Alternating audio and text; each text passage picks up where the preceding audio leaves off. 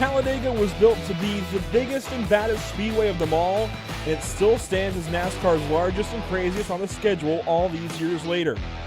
So, despite Mason Houseman's 42-point lead, anything can possibly happen once that green silk drops. Nobody is safe, no points lead is safe, and anybody can win. Strap in for the next 266 miles. This will be a crazy one. Welcome to Pit Stop TV in the virtual Talladega, Alabama. My name is Andrew Cardinale IV with Zach Murtis alongside, and it's a pleasure to join you for coverage of the BRB Buttkicker Cup Series. Tonight's coverage from Talladega is brought to you by the Buttkicker, by Ascendance Trucking, by Ideal Lease, by Sundance Pizza, and by Whiplash Sim Cams. Zach, we know and love Talladega oh so well. We've been here so many times on Pit Stop TV. We've even been here before with the BRB Racing League, one of the only tracks we've done 2 broadcasts at now for this series. We know what to expect, or do we? I don't think you can walk into Talladega knowing what to expect here, Andrew. This is one of the most unpredictable racetracks, aside from maybe Daytona or, heck, you could say Atlanta now. Super Speedway racing is always unpredictable, and, well, there's always a special element when we come to Talladega. Anybody remember the Talladega curse? There's always something that can go wrong here, always something that can happen and really change up how the racing is going to be, and I really think that maybe, just maybe, there might be a Talladega curse in the air for drivers such as Mason Houseman, Johnny Wood Jr., anybody at top of those point standings right now. We'll have to wait and see exactly how this evening unfolds, but let's take a look at point standings coming into this evening. Mason Houseman, as I mentioned, with that 42-point lead out ahead. Johnny Wood Jr. then 42 back. Isaiah Sutherland then 54 back. Garrett Hughes 65 back, and it just gets worse and worse from there. A lot of these guys... I feel like you're just dogging on these guys right now. I know. These guys have, I don't want to say dropped the ball, but Mason Houseman has just been on top of it. He has maximized stage points, he's maximized race points, and he is simply out to lunch right now. These guys can't do anything, it seems like, to catch up to driver 78. So can they catch up tonight? Can they maximize stage points? Can they maximize finishing points? Can they chip into this lead in any way, shape, or form going into these final 2 races at Rockingham and Miami? It's going to be tough, Zach, but they've got to do it tonight. There has got to be somebody that maximizes these stages the best and gets the win. That's just what they're going to have to do in order, if they want to try and catch up. And even then, so long as he finishes this race, I don't think he walks out of here outside of the points lead. I think if Mason wins tonight, God forbid anything happens and he wins tonight, he'll have bought the farm. Bought, signed, stamped, delivered, sold. That championship will be just about locked up, because I don't think anybody's going to touch him at Rockingham, and I don't think anybody's going to touch him at Homestead. We were talking about it not too long before the broadcast got started, Andrew, that there are so many different things that could take Houseman out of this race, but they are all, out of left field scenarios. There might be a couple of things that drivers in the field could do. I mean, at this rate, you're just going to have to team up against him. Just absolutely go ham. Don't push him. Don't work with him. Don't do anything. Make sure that man falls to the back. Leave him by himself to hang and dry. If you want to continue to have a shot at this championship going into these next 2 races, it is all-out war against Mason Houseman. Well, it all starts in qualifying. Let's see who qualifies up front and who qualifies maybe in the back of the field tonight. Cars are already on track, including Steven Borbell, who's fastest so far. Just getting around the racetrack for the first time. The 2 is on top of things and right to the top of the board. Dakota Camper sits second. Earl Pooler sits third. Patrick Hernandez fourth. Eric Jensen fifth. That's just your top 5 so far. Question is everybody actually going to qualify? I don't know. They say it doesn't necessarily really matter where you start at super speedways. We see a little trick that drivers like to do going below that double yellow line to get a little extra advantage as Borbell comes across the line. Is he going to improve on his previous lap? He will not. He goes slower across the line, but he still sits top of the board by 5/1000ths of a second. Dakota Camper goes slower as well. And I'm actually surprised to see these guys going below the double yellow line. There's a lot of leagues and a lot of, just NASCAR really, that outlaws that type of ordeal going below the double yellow line for qualifying as well as in the race. It seems legal here. These drivers are going to do it. We saw an admin do it there, so I think it's okay. Carl Pooler, 8 1,000s off pole so far. Patrick Hernandez, 19 1,000s off. Sam Dyer, some 24 1,000s off pole. How about the 46 of Matthew Selby in a Days of Thunder throwback? We've got 2 NASCAR movie throwback sets here. We've got a bunch of Days of Thunder throwbacks, and we've got a bunch of Talladega Nights throwbacks. We'll cover all of those as the night goes on because there are a lot of them out there. But just, I mean, here's one of them. Here's the Ricky Bobby Special from Isaiah Sutherland. I mean, we've got some really good-looking cars this evening. That we do. I think there's about 4 Talladega Night cars. There's 2 or 3. I think there's actually 5. All of Racers for Christ and Josh Anderson. Oh, yeah. Okay, so the Racers for Christ, there is 2 Ricky Bobby schemes. There's the Cal Naughton paint scheme. Oh my goodness, what is the other one? I will have to look again, but I know that Josh Anderson has the Jean Girard paint scheme. Qualifying coming down to the very bitter end here. Cole Younger on the racetrack trying to go faster. He will not on lap 2, but Zachary Brandvold does. This guy has been on a tear lately.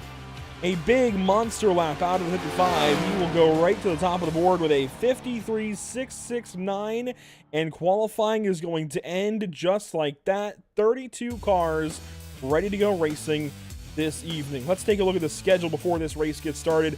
Of course, we've gone through all of these races so far this season, through Watkins Glen and now to Talladega Superspeedway. Rockingham is next, then Miami. And Zach, we are right down to the very end of this season. It's crunch time. If you haven't got up on the wheel yet, this is where you have to be.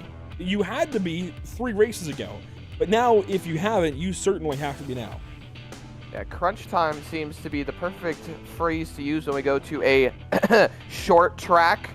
You know, going to a short track next week. If Pocono has 5 turns and Rockingham's a short track, I'm going to die on that hill. Well, you might be alone on that hill. We'll see. But regardless, we'll talk more about that as the night goes on and come back around to it. For now, we've got a Lucky Performance starting grid to go through. And on pole, it's Zachary Brandvold in that 55 car. We just documented it. Fastest at the buzzer. He is quickest and starting this race from first position. Stephen Borwell will start from second. Starting third, Dakota Camper. Carl Pooler rolls off from the 4th spot. Starting 5th, it's Nicholas Renner. Alongside him, you'll find Patrick Hernandez in the 91. Then Matthew Selby in the 46, Sam Dyer in the 35. And back in row 5, you'll find Eric Jensen and Isaiah Sutherland. It's not where you start, Andrew. It's where you finish. And outside the top 10, Cole Lewis and Braxton Skinner are the first row, rolling off in the 11th and 12th spot. 13th and 14th on the starting grid. You will find... one moment. Mason Houseman, Josh Anderson. They'll be in the 13th-14th starting spot. Houseman, the points leader, he's looking to roll off real good tonight. 15th and 16th, you'll find Brendan Maddox and Matthew Catania. And then 17th and 18th, you'll find Jared Hughes, Cody Dorsey. And rolling off to round out your top 20, you'll find Cole Younger and Coulter Clark. Starting 21st, it's Evan Patinko. He'll start this race alongside Dustin Stallings. Back in the 16th, I'm reading the car number. The 23rd position is car 16, Robert Moyer Jr. alongside Zachary Maddox. Finally, you'll find Richard Wolsifer, Jamie Ford, Gray Walker, Zachary King, and Adam Buzzio, and Dakota Blyde to round out your top 30. 2 more cars to the grid, Jason Bottoms and Scott Fritz. Let's take a look at the Whiplash SimCam's race details before this race gets started. It's a 100-lap race, which is a little bit odd for Talladega. Usually you find races in the length of 188 or 94 laps here. This one is an odd 100, even though it's an even 100. 266 miles, even though it's the Alabama 250. And we'll go for 25 laps at each of stages 1 and 2. It'll be a 50-lap stage 3. We expect these drivers to be good on fuel for stages 1 and 2 and make 1 stop in stage 3. 5 change sets, 80% fuel load, as we were just talking about. It's a fixed setup, 3 green light checkers, and no fast fix for these drivers at all. Zach, that is a big storyline coming into this race. I know we've been without a fast fix for a while, but specifically here, a speedway, just like Daytona, a super speedway, I should say, with no fast fix. That's treacherous. Absolutely, and things to watch early on. You know, we could have a big one at any point in time. It's always talked about. It's a major talking point when you come to any super speedway race. A big one could trigger a massive shift in how the race could go. The complexity of how this will shape out can really be, you know, founded upon the fact of if there's a wreck, if drivers don't want to work together, if they push too hard. You know, we're going to have to start the drinking game, Andrew, because I'm going to say it, don't push the pusher. It's a big thing here at Talladega. When you get hooked up, if you push that pusher, it's going to cause a major shift in how the draft works, and it could trigger a big one or even just a single car incident. Doesn't matter. It's going to trigger a wreck anyway. Have to wait and see. Start the drinking game. Yeah, I was going to say, don't push the pusher. That's the famous drinking game of Zach Murtis at a super speedway. Well, let's dial things down, turn the music down, turn the engines up, and drive these drivers into the Geico restart zone.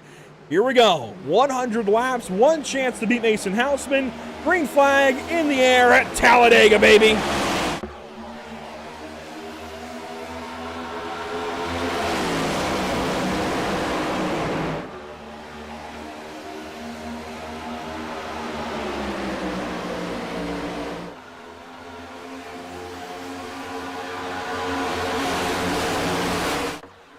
Down the Alabama gang super stretch for the first time as a field. Robert Moyer dropping back to Jason Bottoms. You saw the move into turn one though. Stephen Borbell, Carl Pooler taking over at the front of this field. Those two sit number 1 and number 3 on the laps led list ever in the BRB Racing League on a super speedway. They know how to get it done. They know how to lead laps. They know how to control these races, and they're already doing so here on lap 1 at Talladega. Coming back to the start-finish line to start off lap number 2. I think it's also worth noting, Andrew, that as we go through this race, there is a big headline that I completely forgot about. Should it be able to happen today? Mason Houseman's in the middle of the pack right now, but if he wins this race, he'll have the most wins all time in the BRB Buttkicker Cup Series. He's tied right now with 13 wins overall with Gavin Rogers, and as this race goes on, we see them getting single filed out, but this man could set a record tonight. If not tonight, I think it comes in one of the next 2 weeks for sure. I don't think he leaves this season without taking over the lead in all-time wins in this series. Stephen Borbell adding to his all-time laps led total on a speedway up to 211 now with these 2 laps led. Carl Pooler sits in second, Zachary Brandvold third. And there is a small group of 2 on the outside lane trying to get moving. Isaiah Sutherland went fastest that lap, trying to get the 91 car going. That's Patrick Hernandez out in front of him. So far, not much happening, and now you see 1 car moves up. That's the Cal Naughton Jr. machine, Eric Jensen. He's going to bring the 07 of Josh Anderson. And we've noticed for weeks now, Josh Anderson has been in there with the Racers for Christ guys. It's been announced in Season 4 he'll be racing with Southern Excitement Racing, which is a branch off of Racers for Christ, led by Dakota Camper. There has been a reason that he's been in there with that bunch, of Dakota Camper especially. And that team is just growing and compounding. They've got now a satellite team in SER. It's going to be interesting to see how Season 4 goes. I love the complexity that these guys are taking when it comes to this series. They're getting a lot of social media attention on X right now, and they've been stepping up their game a little bit more and more, just building what is compounding into an amazing series right now. Going into Season 4, they've got some amazing headline races, and I think they've really got a good thing going here, and they keep building upon it and making it better.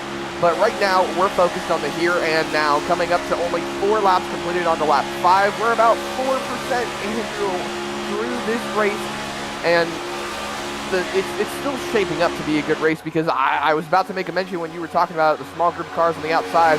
We're seeing more and more cars move to the outside, and the big thing that I was thinking about is fuel consumption, but our fuel window is about 35 laps, so they can run these first 2 stages all-out push mode and still have fuel to spare.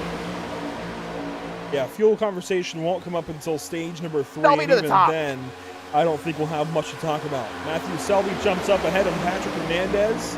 He was looking for a hole, finally found it, and it's going to lead him ahead of Nick Renner on the inside. Renner headed to Whiplash Racing next season. one of the only full-time drivers that was willing to take the lead. Matthew Porter's going to come back next season. He's going to be running for Whiplash Racing. He's going to be a teammate to Nick Renner.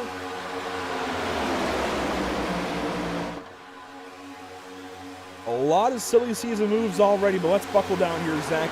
We've got 5 laps now in the books. What have we seen so far? It's been all car 2 leading the way, but how aggressive have these guys gotten? Not much.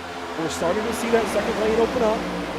I think we're going to see some organization here soon, but can they get side by side at the race leader? It's going to be tough. I think so. Hernandez is moving forward. We saw big shots at Camper right there from Selby, who dropped back down to the bottom.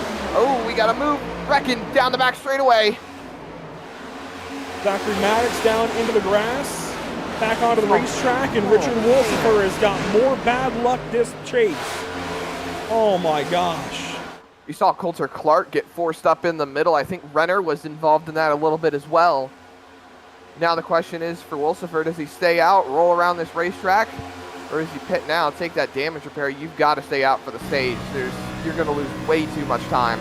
But look at that wheel, Andrew. It is at 1 o'clock, almost 2 o'clock. Actually, I don't know. Would you call that 1 o'clock or 2 o'clock? I'd call that 1 o'clock. I would call that cooked. Oof. Let's take a look back as these guys continue on down the Alabama Gang super stretch. Take a look back at what happened to the 56 car of Richard Wolsifer. To understand this, we've got to go all the way back to the beginning of the lap. He's racing back with Coulter Clark, Zachary King, Brendan Maddox, kind of doing their own thing, hanging on to the back end of the draft. That's where I like to be, personally. When I run these kinds of races, that's exactly where I want to be, hanging on to the back end of the draft, just minding my own business, logging laps. So what goes wrong? There's a checkup. Oh, and he gets hit by Cole Lewis. The heavy blow for Wolsifer. And not in the physical sense, in the metaphorical sense. He's just been having bad luck after bad luck race as this chase rolls on. Where does the checkup start? The 3 got on the out bottom, of line. look at Renner. Yeah, the 3 got out of line, and they all just were trying. I don't even know. I can back it up one more time. That's a heck of a save there by Zachary Maddox. One more time here. We're going to watch this and slow it down. So the 3, and actually it starts up front with the 2 and the 71. Cooler got off of the back end of Borbell. Camper then checked up and pulled low. Selby checks up in the 46, the Superflow car. And then you see Renner in that brown and red machine. He checks up. Sam Dyer has a run. Cole Lewis gets pushed into that, and he's trying to check up. He goes off the nose of Braxton Skinner, and he is how Wolsifer gets put in the wall. Brendan Maddox goes down to the bottom of the racetrack, all the way below the double yellow line, and Zachary Maddox gets hit by Adam Buzzio. So that's just a whole chain reaction from the lead all the way back to the very back end of the draft, leading up to Richard Wolsifer being put in the wall. The accordion effect. It is one term used most frequently in superspeedway racing, and for those who are unfamiliar with the term, the accordion effect, basically it acts like the musical instrument of the accordion. When you push things close together, they kind of pull back apart a little bit, and as things roll together and compound on each other, they end up spacing out in a way that it negatively affects most drivers as well. When the suck up happens from the draft, you have to check up. That causes a slowdown, pushes everyone back together. Everyone pulls apart once again. But it can also be compared to things like the zipper effect on the highway. You know, you get close together, everyone starts piling in, and you start feeling more and more traffic. But the accordion effect is usually the term utilized in the super speedway racing format. But they're going to roll through 3 and 4 here. As you come back to the start-finish line, will be 10 laps completed, 10% of the race through. The aggression level is not where we expect it to be right now, but I think as the race rolls on, we'll find the aggression level getting turned up even more. As stage 1 ends, you have to have these guys in the chase going for stage points. They have to be. If they aren't, they're missing the most valuable points on the racetrack, I feel like, of the race, because they're easy to get in these stages on a super speedway. You just got to be in the lead pack and hang on. You have to go for it. You simply have to. I want to take a look, though, as we catch an errant cloud here at the Whiplash. It's unsponsored, that's what it is. The weather conditions, that's what I was going for. 77 degrees out there, partly cloudy skies, 94-degree track temp, and that just plummeted too. That was over 100 during practice and qualifying. So it has worked its way down with these clouds building over the speedway. I wonder if this is going to become a cloudier race with more darkness or what, because it has gotten super dark out there all of a sudden. You know, we saw this at Watkins Glen a week ago. The iRacing update as of last week has updated the lighting model in the sim. It's made the brighter more bright and the darker more dark. And we're seeing that on display here. It has gotten super dark out here with these guys just as Selby gets a push to the race lead. And finally starting to see some moves for the race lead. You saw Renner take a big move to the outside when there was a hole. He slots in right behind, I believe. Yeah, that was Isaiah Sutherland right there. But it looks like the Days of Thunder throwbacks are going to move themselves into positions 1 and 2 for the first time all race. Someone other than Stephen Borbell is leading laps here at Talladega. So Borbell slots into the 3rd spot. Pooler still behind him, now moves to 4th. The outside line now stalls out, so the bottom line's picking itself back up, Andrew. And I think the moving around and just the all-out, oh, what's the word I'm looking for here? It's escaping me at the moment. It'll come back to me. But I think with how these guys are really starting to treat it now that it's just a bit of a separated pack compared to the rest of the field, they can be a little bit more calm, a little bit more tame, and if they want to take a move, they can go for that move. Well, his front pack extends back to Jamie Plord in the 38 car.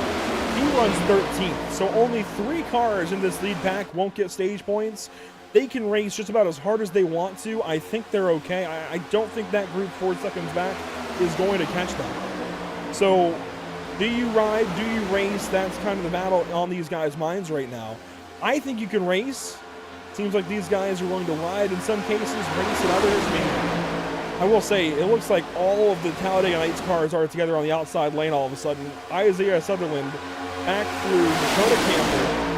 Who is that? Eric Jensen, Josh Anderson, and Jamie Plord. All 5 of those cars are together on the top lane, and they are taking over Sutherland to the race lead for just a moment. This is the cool thing about pack racing, though, Andrew. This is the really fun thing to see, because look at this front group.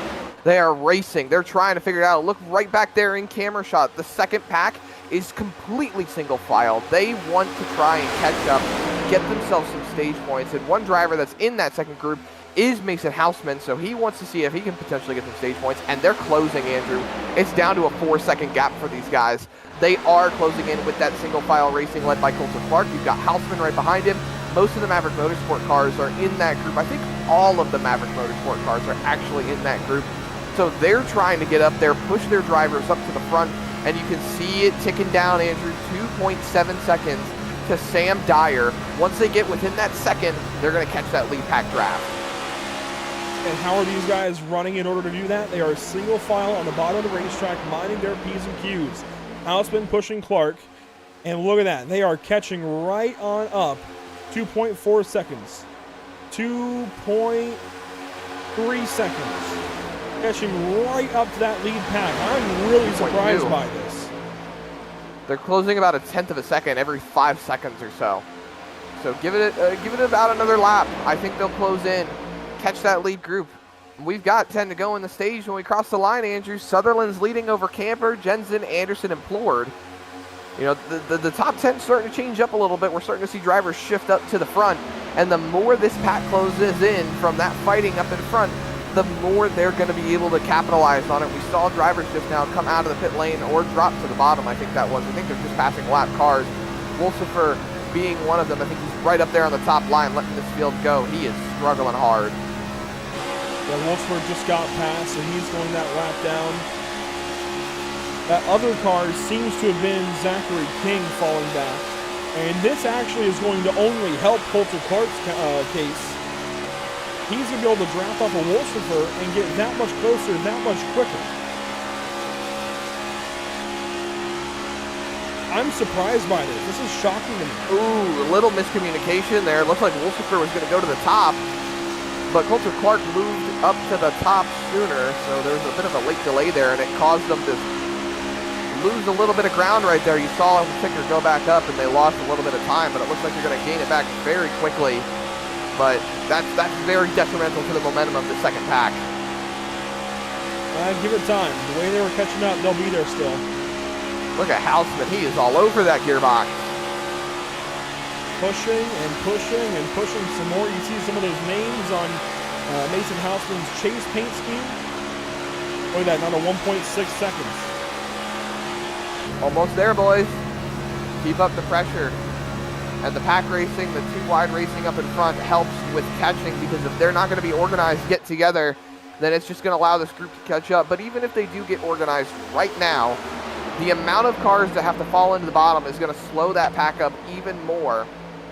And it's going to allow that second group to catch them. So at this point, Andrew, it's like you have to pack race. You have to race side by side. Create some division between that second pack and yourself. But I don't think it's going to matter anymore, because the way it's looking, they're going to catch Sam Dyer. Matthew Catania is closer to that second pack. They could draft off of him, but they're going to stay on that yellow line, continue rolling single file. Oh, it's going to get good for the stage end. I cannot wait. I'm on the edge of my seat already. You know, if the lead pack got 3 wide, these guys would have nowhere to go. Do you want to do that? Do you want to play roadblock? I don't know. But if they got 3 wide, this pack catching up would have absolutely nowhere to go. They'd be stuck and have to lift off. And it would still be a crazy end to the stage, but you wouldn't be able to freight train them. You know, I've been waiting all day to say this, but out in front, it's Ricky Bobby. I wanted to say that. I wanted to at least say that once. Sure enough, the number 24, Isaiah Sutherland, is out front. He's playing Pied Piper now. Moves up in front of the top lane, and that jumbled them up big time. Borbell went to the middle. Randvold goes around the 24, and he took over for a half second. Here comes Camper now, and these guys are 3 wide as that second pack catches up. It really created some division there amongst the lead group. And I just now realized that all 5 of the Ricky Bobby paint scheme throwbacks were single file in line on the bottom. They were. I'll have to snap a picture of that for those guys. But it's 3 wide, 4 rows deep. The second pack is completely caught up. Look at Adam Buzzio all by himself on the top line, trying to catch up to that lead group. You see Jared Hughes is at the back of that group on that top line, but Adam Buzzio is trying to be the tail end car of that group. Looks like Sutherland is committed to the middle line at the moment, but that bottom line has just gotten a whole gaggle of cars included into that mix, so the pack grows as we hit 5 laps to go at the line in stage number 1. You said it, Sutherland's playing Pied Piper, and now him and Borbell have a bit of a momentum strike out in front. Watch Borbell here. He's got his pusher-puller in behind. They've worked together very well to start this race. Do they pull out? Then you got Selby and Catania up top. 3 wide Bottom behind line. them. But for now, Borbell is going to push Sutherland and keep that 24 out front. Bottom line starting to gain more momentum. You see more cars shifted to the bottom line. Hernandez all by himself now. Doesn't have enough momentum to catch up to Catania, who is kind of floating between the middle and the top line. Now you see them all the way up to the top. That puts Hernandez in the sucker hole. Then again, they're going to bring him right back down into that middle line, but it's single file. About 7 to 8 cars back. 1, 2, 3, 4, 5, 6, 7, 8. Yeah, no. Wait. 3, 4, 5, 6, 7. Yeah, no, I was right. 8 cars. I can count. It's amazing. We love doing math here on Pit Stop TV. Only a few laps to go on the stage. Camper going to move up. He gets in front of Selby, who goes high. He's going to bring Catania and Fritz. Camper drops back in line. Selby drops back down to his door. Only a handful of laps to go in stage 1, racing to the completion of 25. That was a power play right there, Andrew. Camper went up to the middle line to help that middle line start moving forward, but Selby and Catania didn't want any of it. They moved right around him. It all fizzled out, and we're right back where we started. On board with Matthew Selby. Can he get some kind of run here and make a play at the stage win? Here he goes. That's a big move right there. A push from Catania getting him going. We'll be on lap 23 here and have 3 to go. Watch Borbell. Moving forward.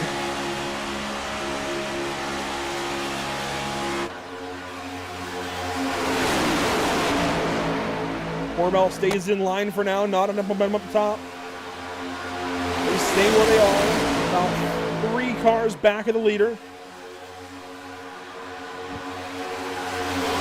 Hernandez going middle. Fritz is blocking. Here we go, a top line.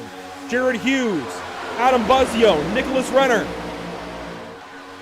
Braxton Skinner's up there. Brendan Maddox is up there. A top line forming 3 wide now through the pack at Talladega.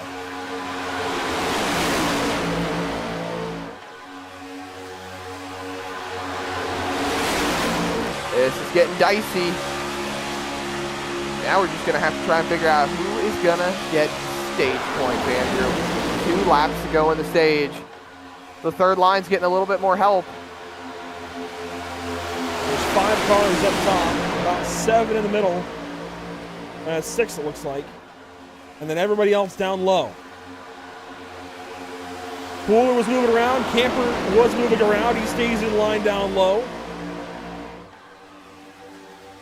We're going to have 1 lap to go in stage 1 when we come back around to the stripe.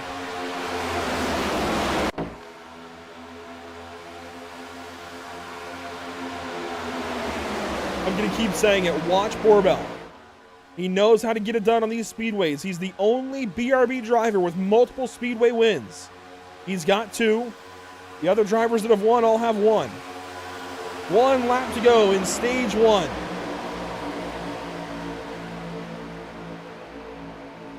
Who's gonna get it? That's the only question now. That top line. From Selby. Selby, he's got to run. He's gonna Borbell pull didn't block alongside. it. 1 car in the wall. I think that was King. Selby's Selby got up the front. lead. Catania gonna follow. And Scott Fritz even in line. They're helping each other all race, but when do you make that move, Andrew? When There do goes you go Catania. low? Here it is. Catania goes to the bottom. He's going to bring Isaiah Sutherland and Stephen Borbell with him. Selby loses all that momentum, and look, Sutherland's going to the top. They're making contact. We're coming back to the start-finish line. Sutherland needs this to try and catch up to Mason Houseman, and he's going to do it. Mason Houseman, you've got company.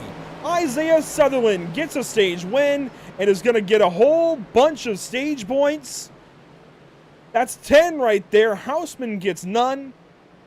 Suddenly, there's a new second place. Oh, and did we mention Johnny Wood Jr. is not here tonight? Oh, I didn't even realize that. Oh, my goodness. There's a new second place in this championship. And tonight, he's going by the name of Ricky Bobby. Isaiah Sutherland's going to win that stage. Borbell 600ths behind. Then you've got Catania, Pooler, Selby, Brandvold, Fritz, Camper, Plord, and Jensen. That is your top 10 in the stage. Oh, mama, things are shaping up. I mean, thinking about the points like you talked about, Andrew, Sutherland was 54 points behind Houseman. Move that down to 44. No, I say points there's a new second place. Technically, Sutherland hasn't passed Johnny Wood Jr. yet, but because he started this race, he'll have enough points to do so. No, you're not wrong. Johnny Wood Jr. 42 points behind, so that would put Sutherland 2 points behind. With where Houseman runs right now, which would be the 16th spot, add another 15 points on top of that. 44 minus 15, that is 29 points separated. That would be a huge help, but still not enough. Well, it's time for pit stops, Andrew. 5 sets of tires, you really don't need them here at Talladega. So I would assume that a lot of these guys are going to take gas and go. That track temp is creeping back up. It's at 90 degrees. I think it went down. It might have gone down by a couple of degrees. We had some clouds overhead just a minute ago. I don't know. I would still take 4 tires. There it goes. It went back up 91 degrees in the track temp. I don't know. I think a splash and dash is the way to go here. We see drivers hitting their boxes already. Going up on the jack. Left side tires back there for a couple of drivers. Only left sides, maybe. If you take lefts now, you can take rights at the halfway break, the stage 2 break. Oh, and Jensen missed his box. Anvold looks okay. Borbell looks okay. Camper looks okay. There's Brandvold. A lot of tires. And Pooler is going to win the race off of pit lane. Borbell, Catania right behind. Did Pooler take 2 tires, or did he just do gas and go? We're going to take a replay.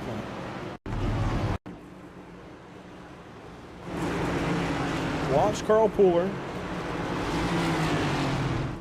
And we're just going to double check this. Does the right side go up? Answer is no. Left side doesn't go up. It's a gas and go. It's a long gas and go. What'd I tell you? Gas them up, send them away. You don't necessarily need those tires.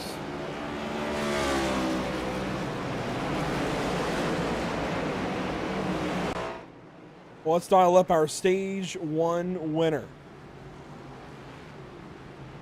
The one, the only, Isaiah Sutherland is able to win stage 1, and we'll be talking with him. Stage 1 winner, Isaiah Sutherland, or should we say Ricky Bobby this evening. Getting those 10 points and clawing ever closer to Mason Houseman. There's a long road to hoe ahead of you. Do you think you can make up enough points tonight to get up to that 78 car? Well, I really don't know what to do with my hands right now, but, you know, the car feels really good. I'm just a big, hairy American winning machine, and so far winning that stage got me feeling really good. I still don't know what to do with my hands, though. Anyways, yeah, honestly, Steven really worked with me good there. Of course, I got to stay in character, you know. Talladega, so why not? But Steven worked with me real well. My teammates, of course, they're all running Ricky Bobby paint schemes as well. They all worked well.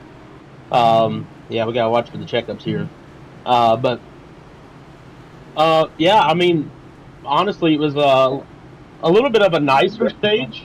There really wasn't that many egregious moves or anything. So once we got to the front, we were able to kind of control the lanes the way we wanted.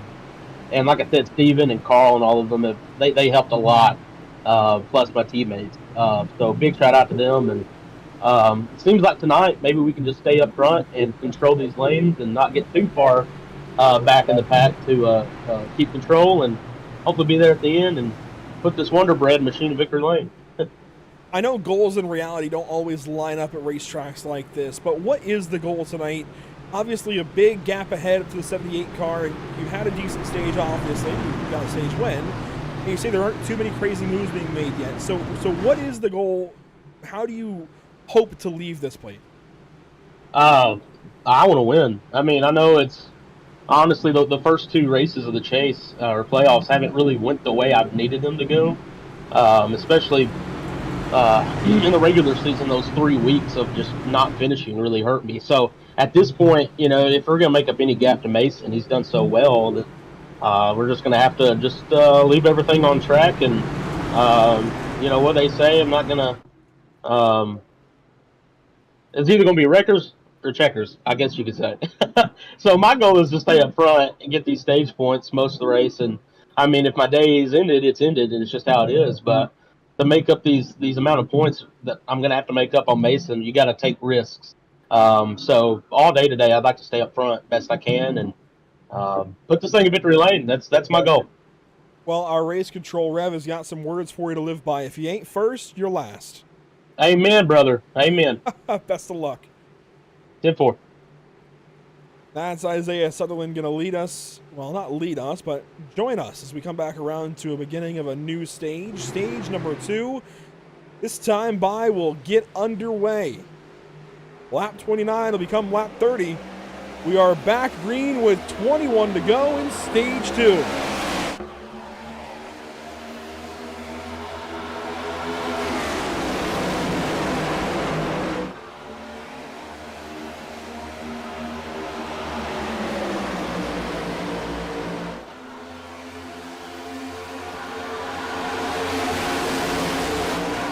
And here we go, once again, down that Alabama gang super stretch. Most of those Ricky Bobby style cars are up top, Zach.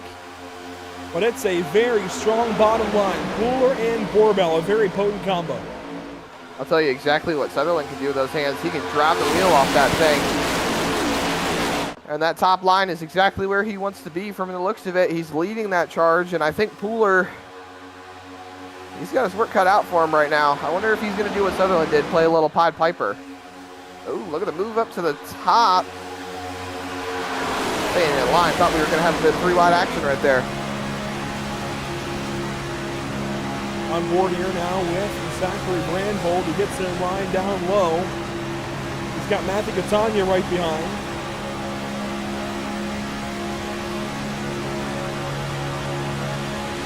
And Zach, this onboard shows exactly what the driver can see. Not a whole lot. The back end of the car ahead of you and maybe a little bit to each side. You can't see that car, 2 cars ahead of you. So this is why what you say is so important. Do not push the pusher. Don't push the pusher. Take another shot, why don't you? Yeah, it's... Once these cars get hooked together, if you push one person, you can't really see what's going on in front of you. So they may be locked bumpers with somebody else, especially if they're not locked bumpers properly. It could really cause some pandemonium. And let me knock on wood real quick, just to... Before I say this real quick, we have gone, aside from the stage, this entire race caution-free so far. We are 32 laps into this event. We haven't even been live for 32 minutes, I don't believe. We have been, well, the race has been going on for about 29, 30 minutes. So we're rolling pretty good right now, Andrew. I think these guys have got some good racing going on. There's not a lot of beating and banging, and it's been very, very clean and aggressive. One car to the inside. Caution, there it is. You Dang it. spoke it into existence, Zach. A big crash in the back. Oh, it's the commentator's curse. And Rev is going to laugh at me for it. I guarantee it. Yes. Yes, he is. Oh, my goodness. Dakota Camper, Dustin Stallings, and some more involved. Patrick Hernandez already to the pit lane.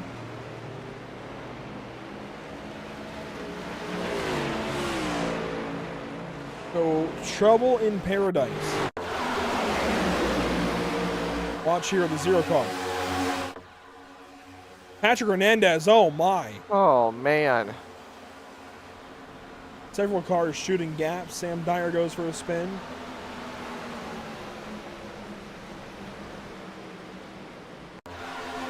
So watch this back even more. And watch the 91 on your screen here.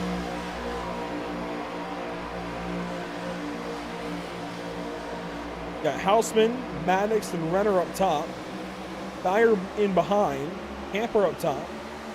And watch the 91. He's going to get a run here on Dustin Stallings and just moves up. I mean, that's just a classic not clear. That could have been a terrible night for a driver like Mason Houseman, especially when you see Stallings get turned to the right.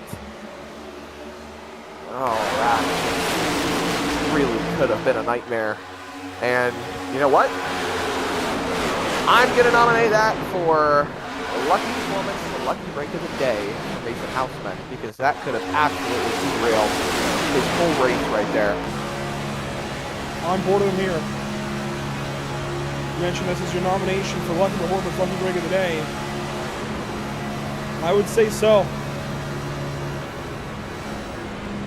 Chaos unfolds behind. Sam Dyer got a piece of that as well, and he's had a bit of a fan club today out in the YouTube broadcast. They've been pulling for him to have a good day, and well, I think coming out of this wreck, not necessarily in the cornhole, that's got to be a win for him right there. Just a little tap, gets loose, gets a nice save, locks it down. Might have a little front end damage on that car. That's more than a little tap. Well, let's take a look at that front end. I don't think it's too bad. Yeah, I mean, it's a little bunched up, but it's not terrible. Wheels straight. On board with Dyer, we'll go back and watch this from his perspective.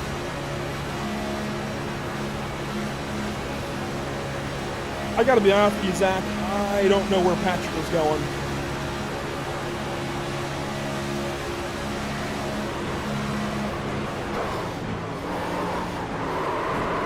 Maybe a bit more than a little bit.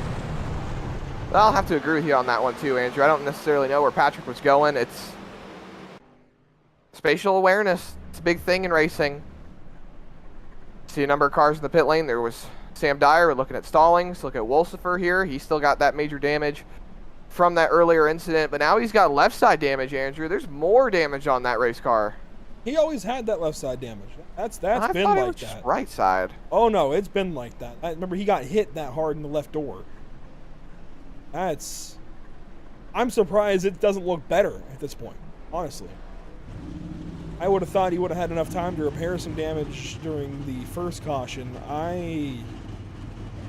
If it's taking this long and it still looks like this, I'm a little concerned for him. I think what you're looking for to finish that sentence would be ay, ay, ay, ay, ay. And look at how cockeyed the wheel still is. Still sitting around 1 o'clock. Like I said earlier, that's cooked. That's the Oh easy way to put boy. it. See a very top-heavy choose. A little surprised by that.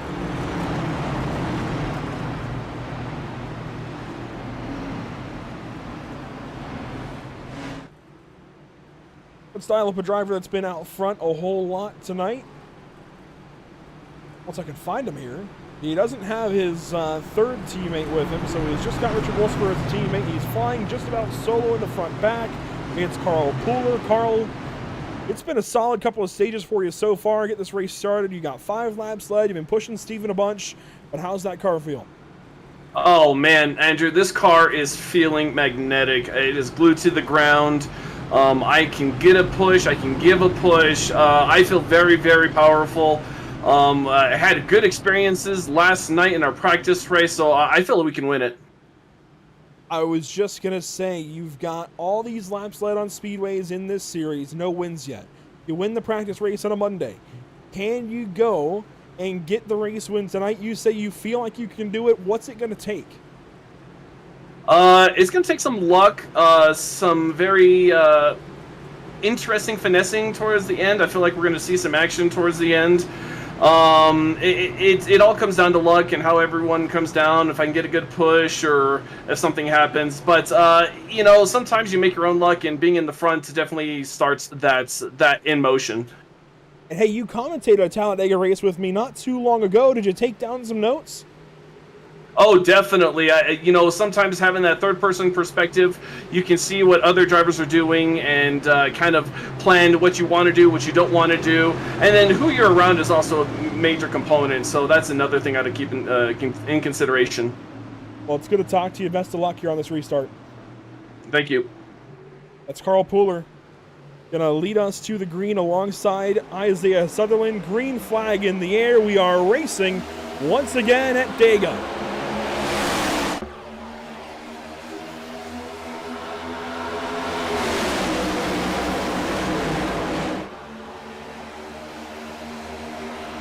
The Talladega Nights cars leading the bottom and top lanes.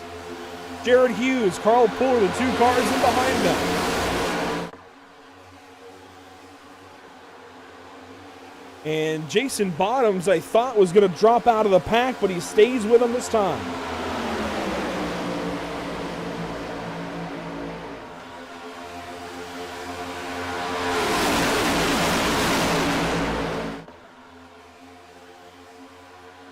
$15 laps to go here in stage 2 when we take that green flag. It'll be 14 this time by. Jamie Plord leads the way and will bring us around to that 14 to go mark. Of course, we're good on fuel, Zach, good on tires, no worries there. It's just a straight up race, so how do you attack this as a driver? Say you're 10th in line, let's say. 10th on the racetrack right now is Zachary King. What do you do from his point? What do you do to try and win this race? Or at least win the stage? Well, you make it through that crash. That was incredible. Zachary King. Wow. Red Sea parted for that driver. Oh, they're still wrecking down the back straightaway. Looks like the caution's going to come out for us. Looks like stage 2 has been the stage of cautions. Look at Steven Borbell. He was leading this race, Andrew. He was the driver to beat. Now it looks like his day is all but over. He has a meatball flag. He's going to have to take that car to the security of the pit lane. Oh, no. This is huge for the chase. One of the top contenders out of it here. Smash, crash, and into the wall. Jason Bottom's involved. Was that Carl Pooler involved? Might have been. Oh my gosh. Borbell has no control there. Me. Carl We Pooler just was talked involved. to him. Boy, you pick a right driver to hop on board with at the right time. Yeah, well, Zachary Brandvold just staggered himself to the outside here and ends up hooking the 71 of Pooler. That's what causes this. So watch the 55, right side of your screen. He's going to take this run and look high on Pooler. He tried to go middle when there was just no middle. I just don't know where you're going. With 70 laps to go, I don't know what the hope is.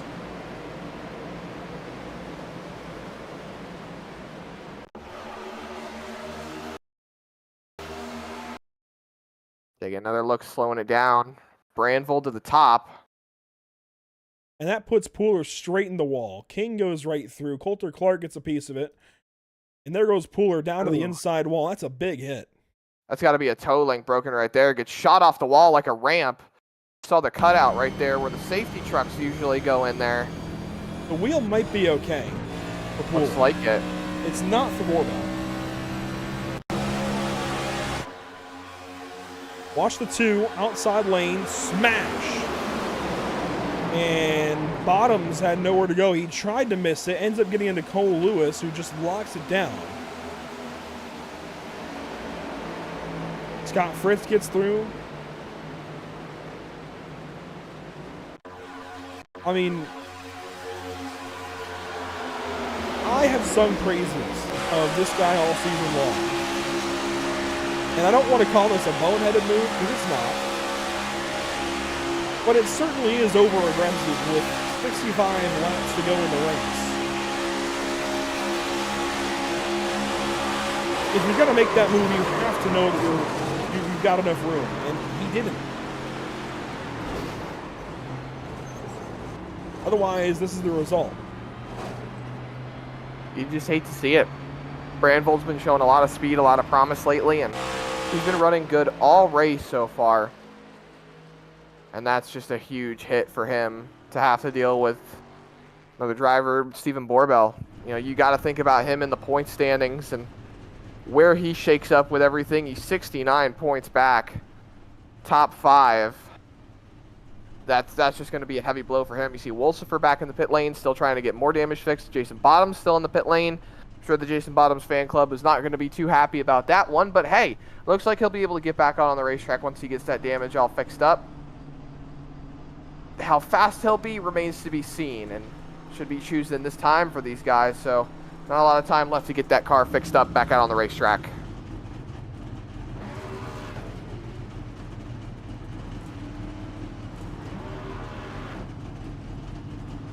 Going to pick a driver to talk to, and Zach, it seems like we've already got the jinx juices flowing. We're going to pick somebody that we can't jinx who's already been involved in a crash. It's going to be Stephen Borbell. Stephen, obviously we saw what just happened there. My only question to you right now is how bad is it? She is killed. Well, to this point, we had a good race going, 10 laps led. I mean, obviously hopes had to be high, but this impacts your playoffs big time. Is there any kind of, I don't even know the word, any kind of plan to save this? Is there anything you can do to try and still chase for that championship, or is it kind of playing for second, maybe even third now in the standings? I mean, I'm going to be honest, even going into tonight, my plan wasn't to compete for the championship, being as far out as I was, but to get others in a position where they can battle for it. You saw me push Isaiah up there in the end of the first stage, get him a stage win, give him a better chance to get that championship, and I think that was my plan to get back out if my car didn't have too much damage, but I don't understand what we're doing coming out of 2 with 70 to go. It's just part of it. It's sickening, but it's frustrating, but it's what it is. Well, Steven, it's good to hear from you regardless of the incident and the on-track goings. Best of luck, hopefully, the rest of the chase, and hopefully we'll talk to you again soon. Thank you, Andrew. Even Borbell, it sounds like, shares our sentiment, Zach, that it's just too early for that kind of move, and especially to not totally be sure if you're clear. I don't know. We've had 2 questionable incidents to put us into these cautions. I think it's just too early for it. What are you going to do? 10 laps to go when we take the green flag here. Well, I can tell you what we're going to do. We're going to keep talking about it. We've got 60 to go. Those watching are going to keep watching, I hope. And hopefully they get to talk about it in the YouTube chat. That's what we're going to do, Zach. Well, pace car is going to make the hard left turn onto the pit lane. The field once again in control of that front row. A couple of Ricky Bobby paint schemes. Seeing so much of them running up front, maybe that's a good luck charm for these guys. Let's get it done right here. Back into the Geico restart zone. Green flag back in the air at Talladega.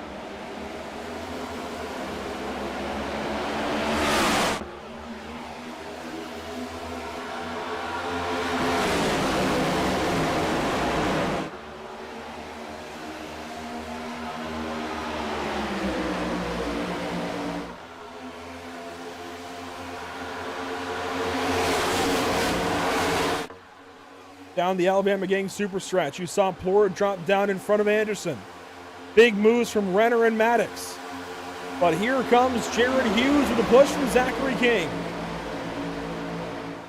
It's the tandem draft out in front. That's one thing that a lot of people speculated with this next-gen race car, that it would bring back the tandem draft in a way. 2 cars working together can be more powerful than a field full of cars. And we've got multiple drivers squeezing up to that top line as Brandvold has to make a hard left turn into the pit lane. He apparently has a hold for 15 seconds for his black flag. So that's going to be a bit more of a detriment to his race moving forward. But the stage should come out soon, and that'll get him back up into the field as we go 3 wide racing in the midfield. Nick Renner on the outside lane with help from Matthew Catania. And boy, he is all over the bumper of the 11 car, and now he dips down below Renner. So Renner with no help. It's so hard to get the outside lane moving. The very outside lane, that is. The third Move to the inside. You saw it up there, Andrew. Sorry to cut you off, but Zach King made a huge move underneath Jared Hughes to take that race lead away. He's got one other win on the season as well, and that was all the way back in race 1 of the season. That was at Atlanta, another super speedway. Could we see Zach King play chase spoiler today for these guys? Oh, another move, Brendan Maddox to the inside. Maddox with a big cut down to the inside of Jared Hughes. A lap lead now for the 8 car. So it's going to be Hughes, Maddox, Sutherland, 3 chase drivers out front leading and battling for this race lead with about 8 to go.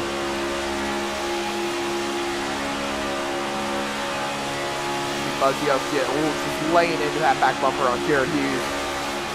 They're going to get clear here. They should.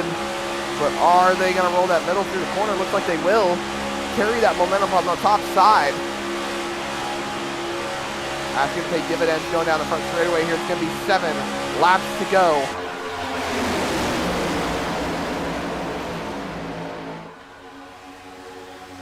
Here we go, 7 to go in the stage. Hughes over Sutherland, over Jensen, over Camper. We know Dakota Camper can get it done on the plate track. He rides 4th in line up top. He won at Daytona just a few weeks ago.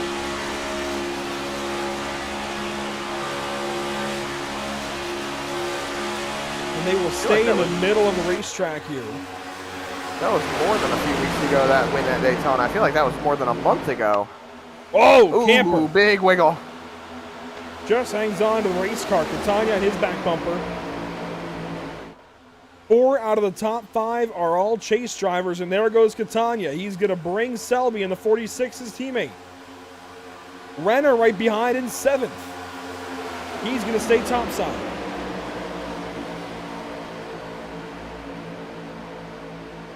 I think Catania and Selby hoped that the 11 would go with them. But instead, it's going to bring Mason Houseman into the top 10 and battling for stage points. That's exactly what none of these chase drivers want to see. I was about to say, don't look now. Mason Houseman's creeping up. into that top 10. He's going to need to get forced out, and Sutherland's going to need to win the stage again. That's what he wants to see. That would close that gap by tenfold. You know, to that 78. I'll be honest though, I think Sutherland will take P2 in the stage as long as Hausman doesn't get any points. So it's going to be interesting to see exactly what that 24 car opts to do here. I'm going the stage. I don't know. I think if you've got your main competition in the stage points position, you need to maximize the amount of stage points that you are going to be getting in unison to your competitors. And with the pack heating up a little bit more, it seems like everybody's moving to that middle groove. Renner I say that, you see Renner, he popped out of line. Whoa, big move down to the bottom there. I think that was Robert Moyer Jr. popping out of line, a little shove. Moyer dropping out. Doesn't like the craziness happening. I can't blame him. So now Renner, Hausman, and Dorsey up top. Hausman out of the top 10. Hughes still leading the top side. He's got Sutherland and Jensen in behind. Catania down low with Selby and Younger. 4 to go.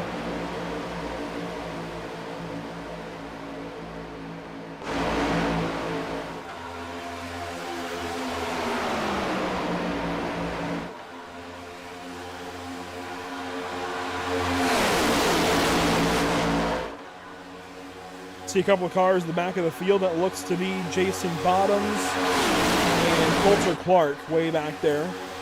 Renner is doing everything he can to bring Hausman up front. He's got Hausman back into the stage points.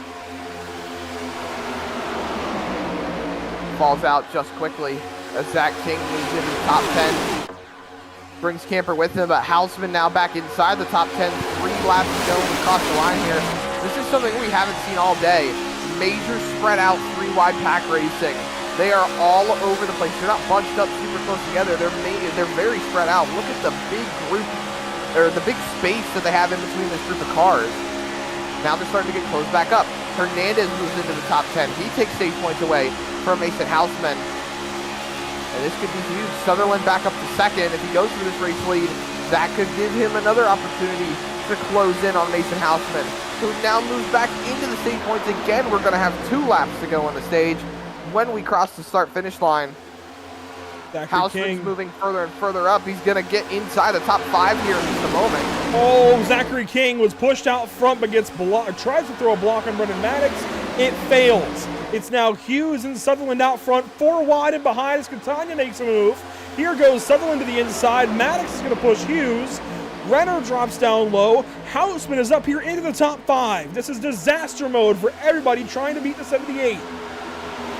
Brendan Maddox makes a move to the bottom, and he's going to take his Maverick Motorsport teammate with him. Mason Hausman pushing Brendan Maddox out in front into the race lead. Jared Hughes is side drafting to save his life, but that's going to pull that top line in. Look at this. This is one driver we haven't talked about all race, Evan Patinko. He's going to move that race car into the race lead. Zachary Maddox now next to his brother all the way up on the outside line. Gray Walker moves into position. You've got Braxton Skinner right behind. The top 10 is shaking up. Isaiah Sutherland, who was all out in front, is dropping like a rock down this top 10. He's down into the 6th spot. He's 3rd in line on the bottom. But Brendan Maddox is going to put that car out in front. He's going to take the white flag on the stage. Zachary Granville puts that car below the double yellow line. Look at Evan Patinko, Andrew. He is pushing that race car out in front. Look at Maddox, though. Zach Maddox makes a move to the inside of Evan Patinko. That complicates things further, makes it 3 wide in the middle of this pack. They need to get rid of Hausman. They need to pass the 78. He runs 2nd right now in this stage. I think Maverick Motorsports is doing everything they can to get the 78 out front and guarantee a championship. But here's Sutherland trying to make a move. Trying to get some help. He's not going to find it from Zachary Maddox. He's not going to find it from Mason Hausman. What can they do? But ride at this point. And there goes Hausman. There goes Maddox. They're going to spin. Maddox goes around. And Hausman wins the dang stage. Did I just see Isaiah Sutherland get thrown into the inside yes. wall? Yes, we did. No. Disaster for the chase field. And that right there, that left front's got to be disconnected. Meatball flag, Isaiah Sutherland.